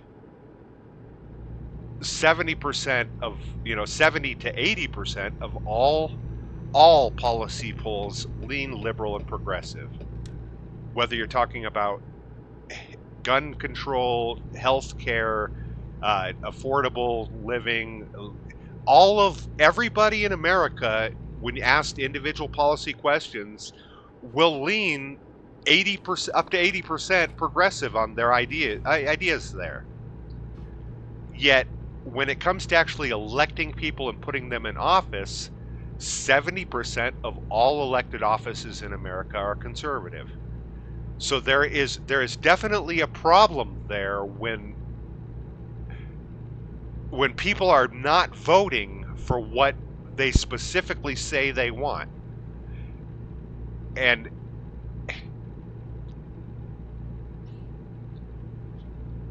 I had an idea in all this, but I kind of spaced it out, just talking.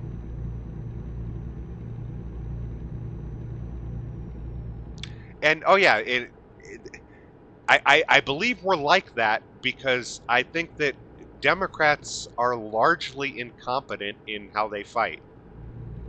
I think Republicans are highly competent. Everybody talks about, they see what the Republicans do and they're like, how could they do that? They must be dumb. And it's like, competence does not imply morality. You can be, if your goal is to murder as many people as possible and you go out and you kill 1,000 people, you're highly competent. Your morality never comes into play there. So, and the Democrats are they're just incompetent. And I don't want to frame this as a Democrat versus Republican thing. I want to frame this more as a progressive versus conservative thing, because right now there's a danger to teamsing this, to making it into teams that I don't know. I think the Republican Party is so far gone from traditional politics. And you listen to the things they say, when Trump is standing at the podium saying people are killing babies in the 11th month, and, doctor, the baby's just there and we don't know what to do with it, so let's just kill it. And nobody's fucking doing that anywhere. The fact that party doesn't call him on this, I'm sorry, how do you support that? The number one insult you can give me in my life is to gaslight me. Tell me what my eyes and ears see and hear is not what my eyes see and hear. That's the biggest fucking insult you can give me. And he does that in everything he does. Now, I'm not saying that all Republicans do this, but right now in the Republican Party, You have to agree with him. It doesn't matter what nonsense he says. If you don't agree with him, you're not a Republican. And that's fucking insane. That's insane. Whether you're, a Democrat or a Republican or not, that is fucking insane. Democrats have a lot of problems. Incompetence is one. They're traditional politicians, which means they're all collecting money from super PACs. They all, benefit from our division just like the Republicans. But the Democrat Party experiences shame. When somebody does something, they get kicked out of it. It's like when they came back with all this impeach Biden stuff. It's like, come on. We are the party that will kick him out if there's any truth to anything you're saying here, but there's not. We kicked out Al Franken. We experienced shame. Not Democrats. I'm just saying progressive people that, people that are able to critically think beyond, the emotional first response. It's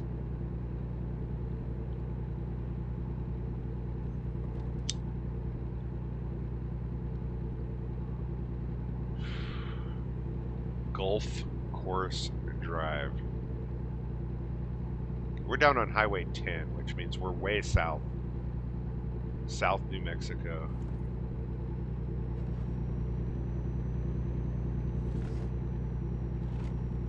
And 10 runs east and west.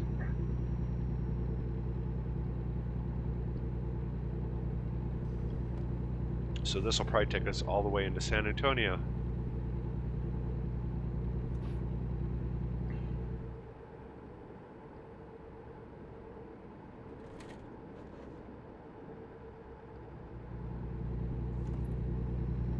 I have theories, though, that it's easy to open up the newspaper or read the headlines and think the world is coming to an end, but I think the media's bread is buttered on making this a closer contest than it has to.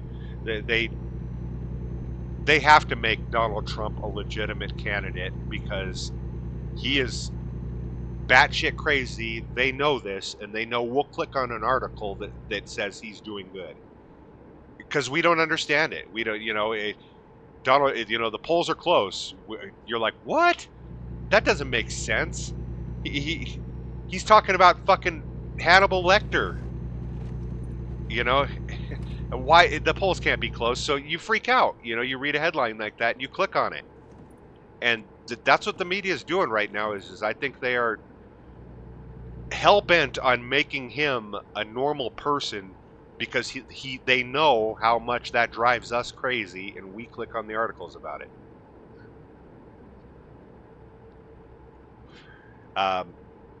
There's like 15 billionaires that own all the media companies out there, and only 2 of them would be considered liberal. Bloomberg and maybe Bezos. The rest are all fucking conservatives. So they talk about the liberal media, but the fucking owners of the majority of the media in America are all conservative. And they talk about how the media slams Trump, but what they don't realize is the other side understands that it doesn't matter the context that you're in the headlines. It matters the quantity that you're in the headlines. That what we call, or what some people call trashing Donald Trump calls the most free advertisement a president has ever enjoyed. He gets more airtime than any fucking former president or presidential candidate ever. It's not even fucking close. That matters. I mean, there's millions of disinterested people that only catch the headlines. They don't read the context of it. They just see the name Trump, Trump, Trump, Trump, Trump. And he's a legitimate, normal fucking dude because of that.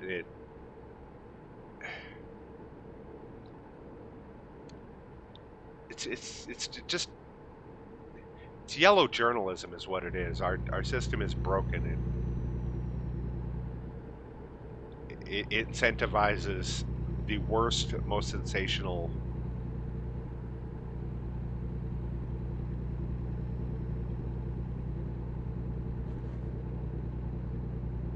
Yeah, I'm fucking starving.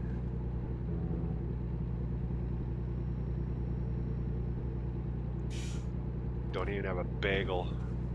Could use a bagel.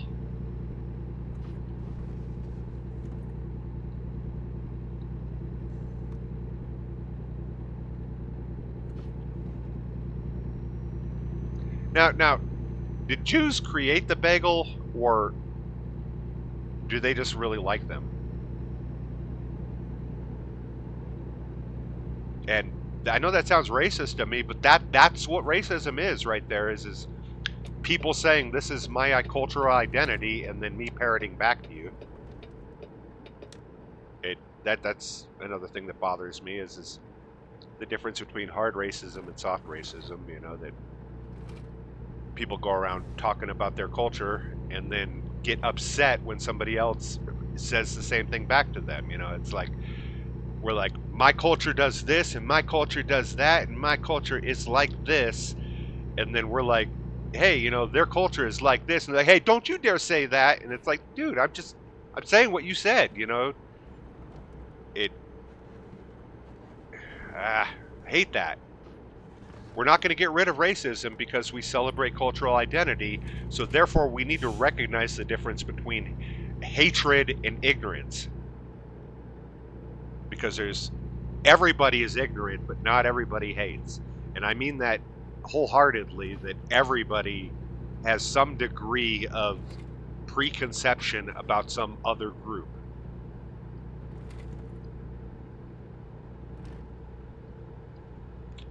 But the overwhelming majority of that is harmless. You know, that those people, they all like to eat cotton candy. Ignorant, but harmless.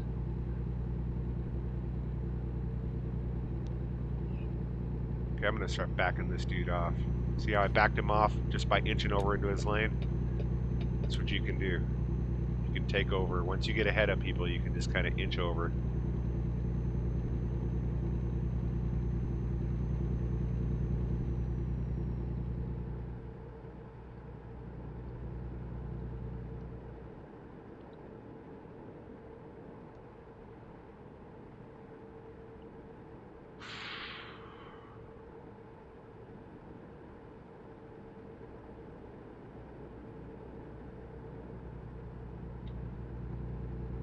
I'm not going to get into all the other topics that I have for them, because it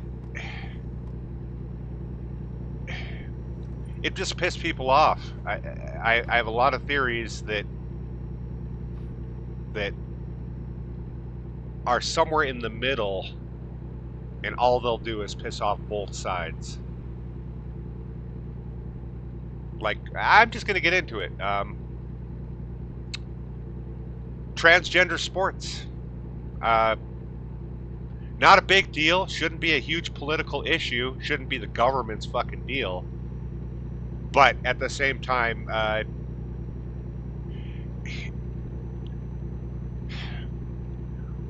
we're starting to develop this idea that you can do anything in life, which we've always had, but now we're starting to say you can do anything in life regardless of the choices you have made before.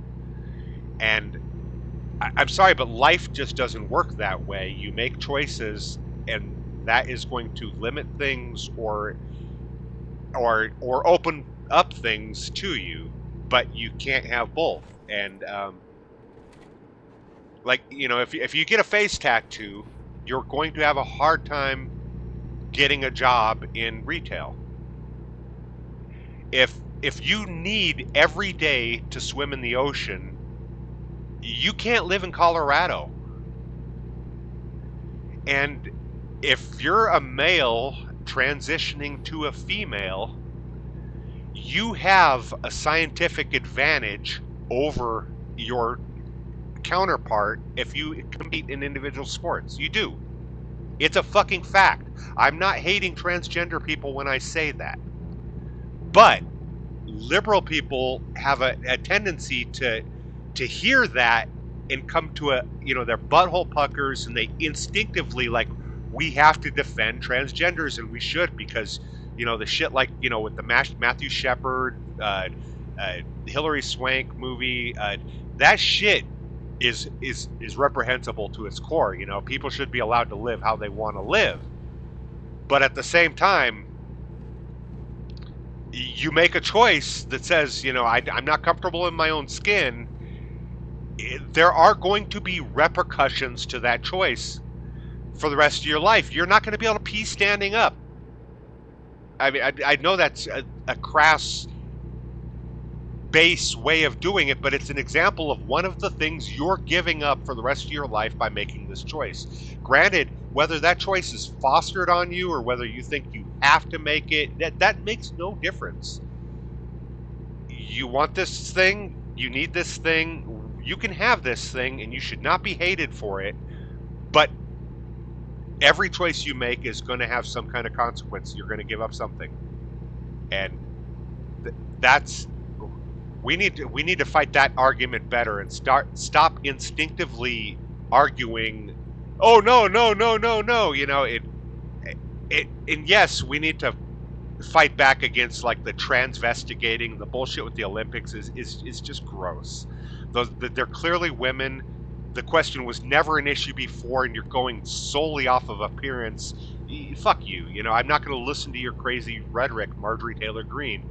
Those women were women in the Olympics, and but at the same time, if we know somebody was formerly a male and now they shouldn't be allowed to compete. I don't think they should. I think that you give that up when you do that. You can be a banker, you can be an astronaut, you can be a coked out rock star, you can do anything you want except compete in individual sports against, your new gender. That's where we fight wrong when we do that. We also fight wrong when we fight the concept of grooming. When you say that kids are not groomed in a homosexual household to be homosexuals, you're denying all the idea that of nurture. You're saying we are entirely based upon our fucking genetics. That's who we become, and the environment we're in has nothing to do with that. And I'm sorry, but I fucking disagree wholeheartedly. I think that genetics plays maybe 5% into what we become, and 95% of what we become is based upon our interactions with the world. The experiences we have, the loud noises we hear, the colors that excite us, the role models we have, and that's where we get our sexuality. Is we get it. It's cued into us by the role models that we have in our life. And I mean, I think a kid growing up in a homosexual household has as much as likely chance to grow up into a homosexual as a right-wing family, preaching Christianity, is going to grow up with a right-wing nutjob kid. That there is the same as if you're a bunch of bankers, you're going to grow up with bankers. If you're a bunch of fucking movie stars, your kids are going to grow up to be movie stars.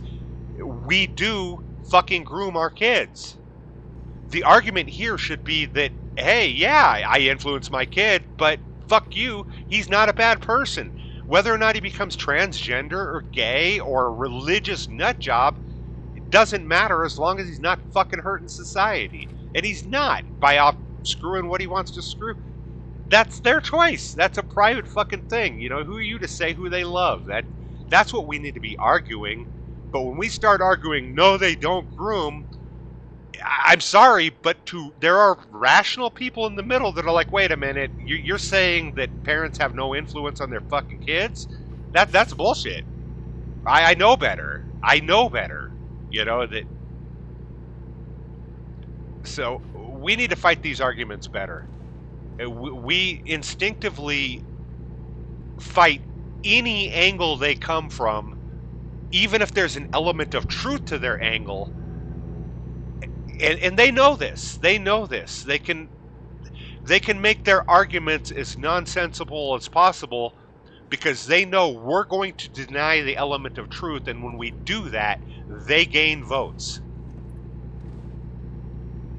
They're using our arguments against us, is what they're doing. It's bullshit.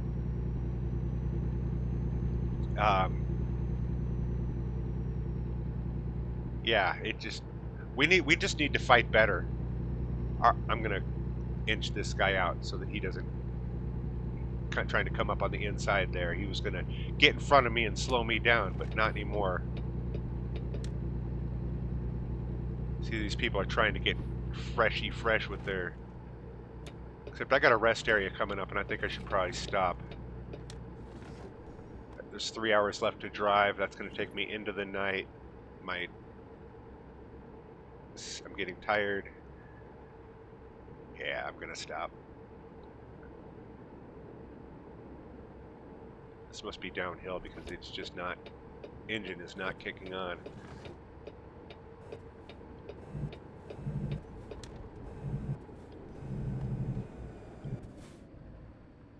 Wow, really slowed down.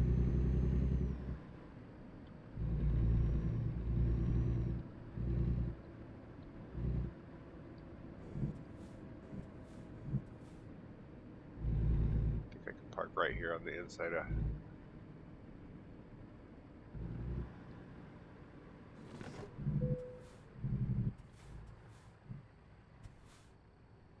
All right, let's give a good look at the truck here.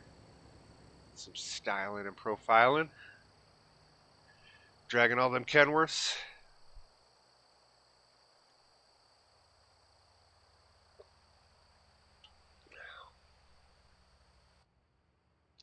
All right.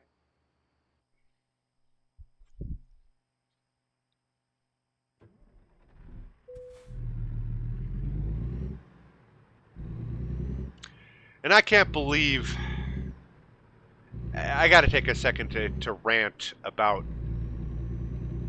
my local district here that I'm living in. I am in the district in Colorado that Lauren Boebert is trying to move into. It was Ken Buck's district before, and now it looks like it's going to be Lauren Boebert's, and I couldn't be more fucking disgusted with my neighbors and the people around me, knowing that human fucking excrement is going to end up representing me on a national fucking level. It's bad enough when I think about the world and how they had to, look at Trump. I'm sorry, but I feel a connection there that I think most Americans don't. Or if they did, they'd vote for fucking better people. I think there's a disconnect between most Americans that elected person does not represent them. But every time her fucking name is mentioned, I think millions of Americans think this is what people in eastern Colorado think of politics. They're going to let this fucking turd represent them. This lowest common denominator, white trash, just, God. I hate my neighbors when I know that she's going to get elected because they're just not going to vote a Democrat in out here. They're just that fucking colted. This is the problem I have. It's like we're beyond traditional Republican Democrat Reagan versus fucking Mondale, whatever. We're beyond that. We're in a post politics world where, yeah, it just where simple basic decency and human morals one side has totally fucking given up on them.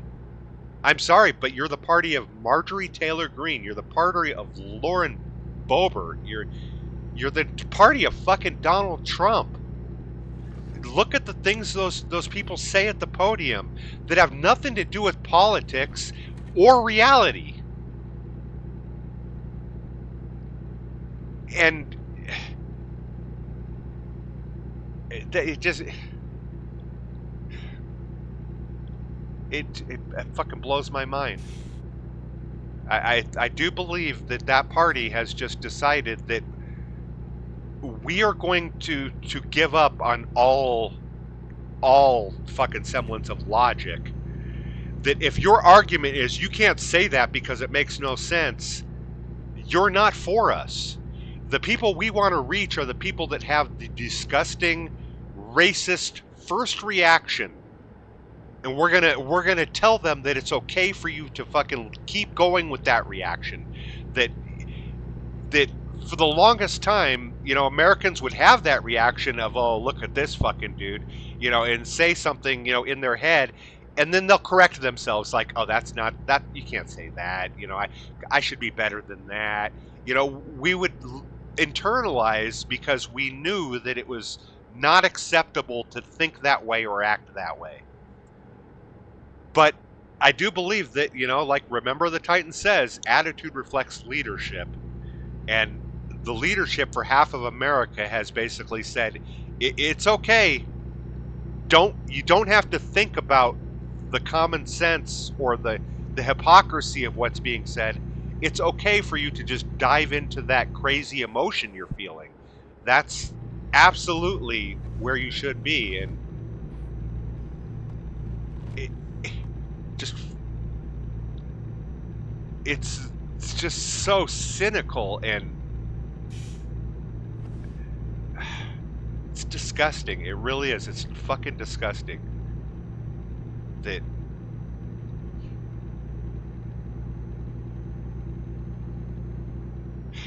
we wonder why millions of Americans think this way, but the guy at the podium is telling them it is okay. And that's what it all comes down to. And then the media is coming back saying, you know what? This is legitimate political fucking counterpoint, that fascism, raping, felon, all that shit, it's okay. That's perfectly normal. That's presidential.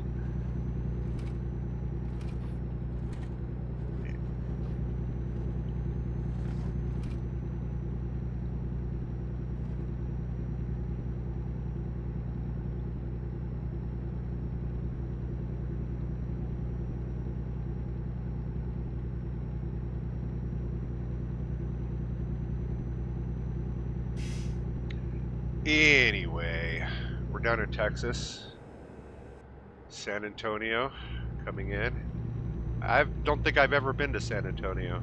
Been all over Texas, but around San Antonio. I have to get over here. I'm gonna have to get over again.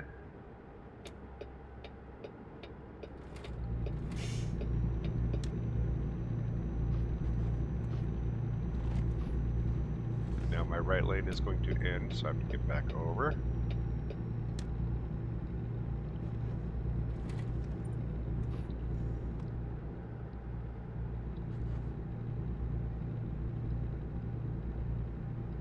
I just want to go back to a time when politics is not in my face every day that I wake up and turn on the news. It's like I'd rather hear the stupid shit that some celebrity did, or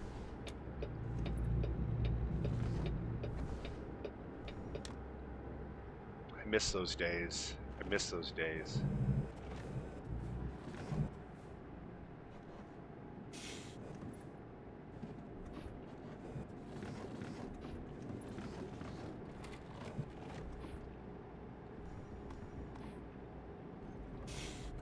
But the media learned, they learned. Donald Trump showed up on the scene. Everybody fucking tuned in like, oh my God, what's the world coming to?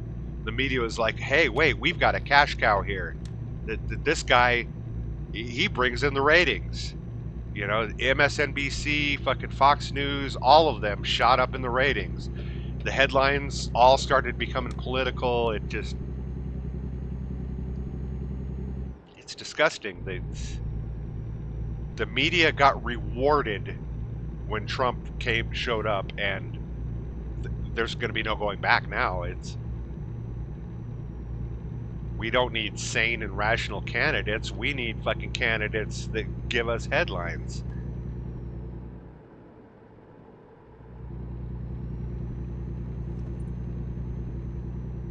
I can't see shit. Sunshine. A lot of good that sun visor was doing. I went with it. They have a way of blocking your view, but I thought it was good enough that I had a big enough windshield, and it's still not blocking out the sun there.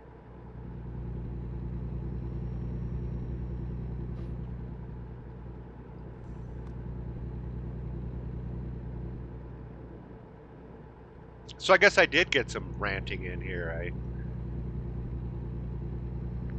I was hoping to do that, do that every once in a while with one of these videos because, like I say, it's hard to just mindlessly go about your day and not feel like you have to do something. Not that this is going to have any effect.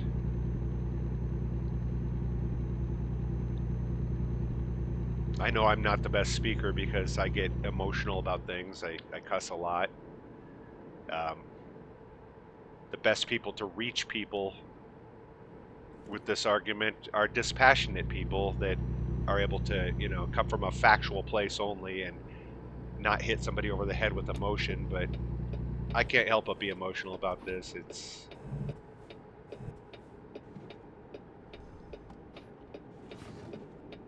I get really, really pissed off when I'm gaslit. It's the number one thing that you can do to piss me off. Is don't tell me what I see and hear isn't what I see and hear.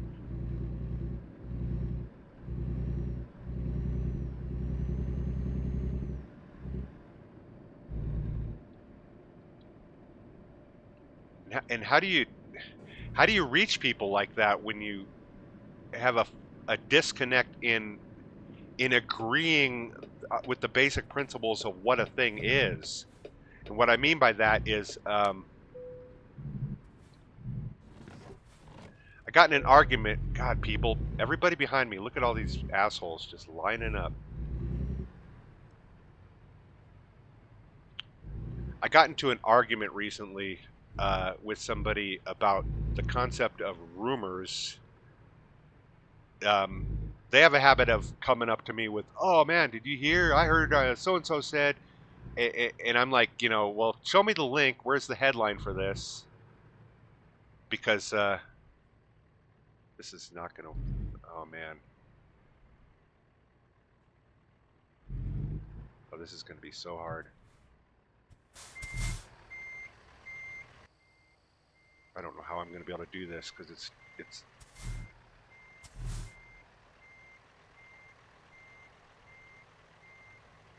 Oh my lord.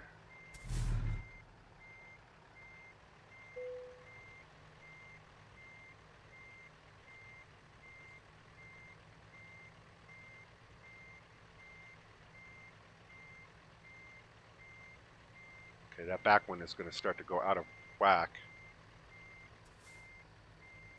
I wonder if I can redo this like this.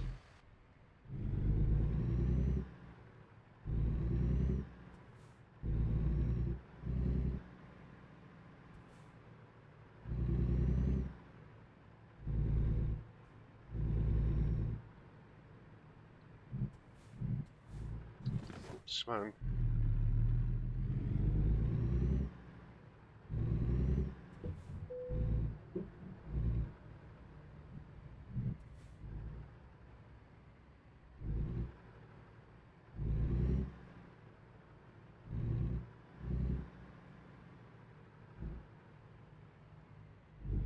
That's how you do that, I think.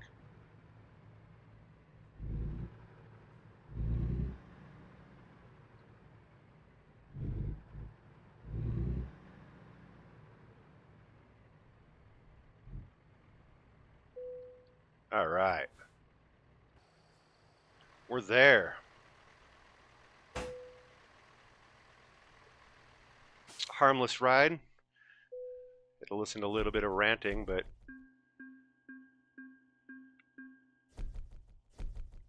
oh, level 18. Look at that. All right. I think that's going to be it for this video. Did my ranting, did my driving. I have something to release. I'm going to go back to my computer coding and all that, but thanks for listening to me if you've listened to this far, and let's do better, shall we? All right. Take it easy.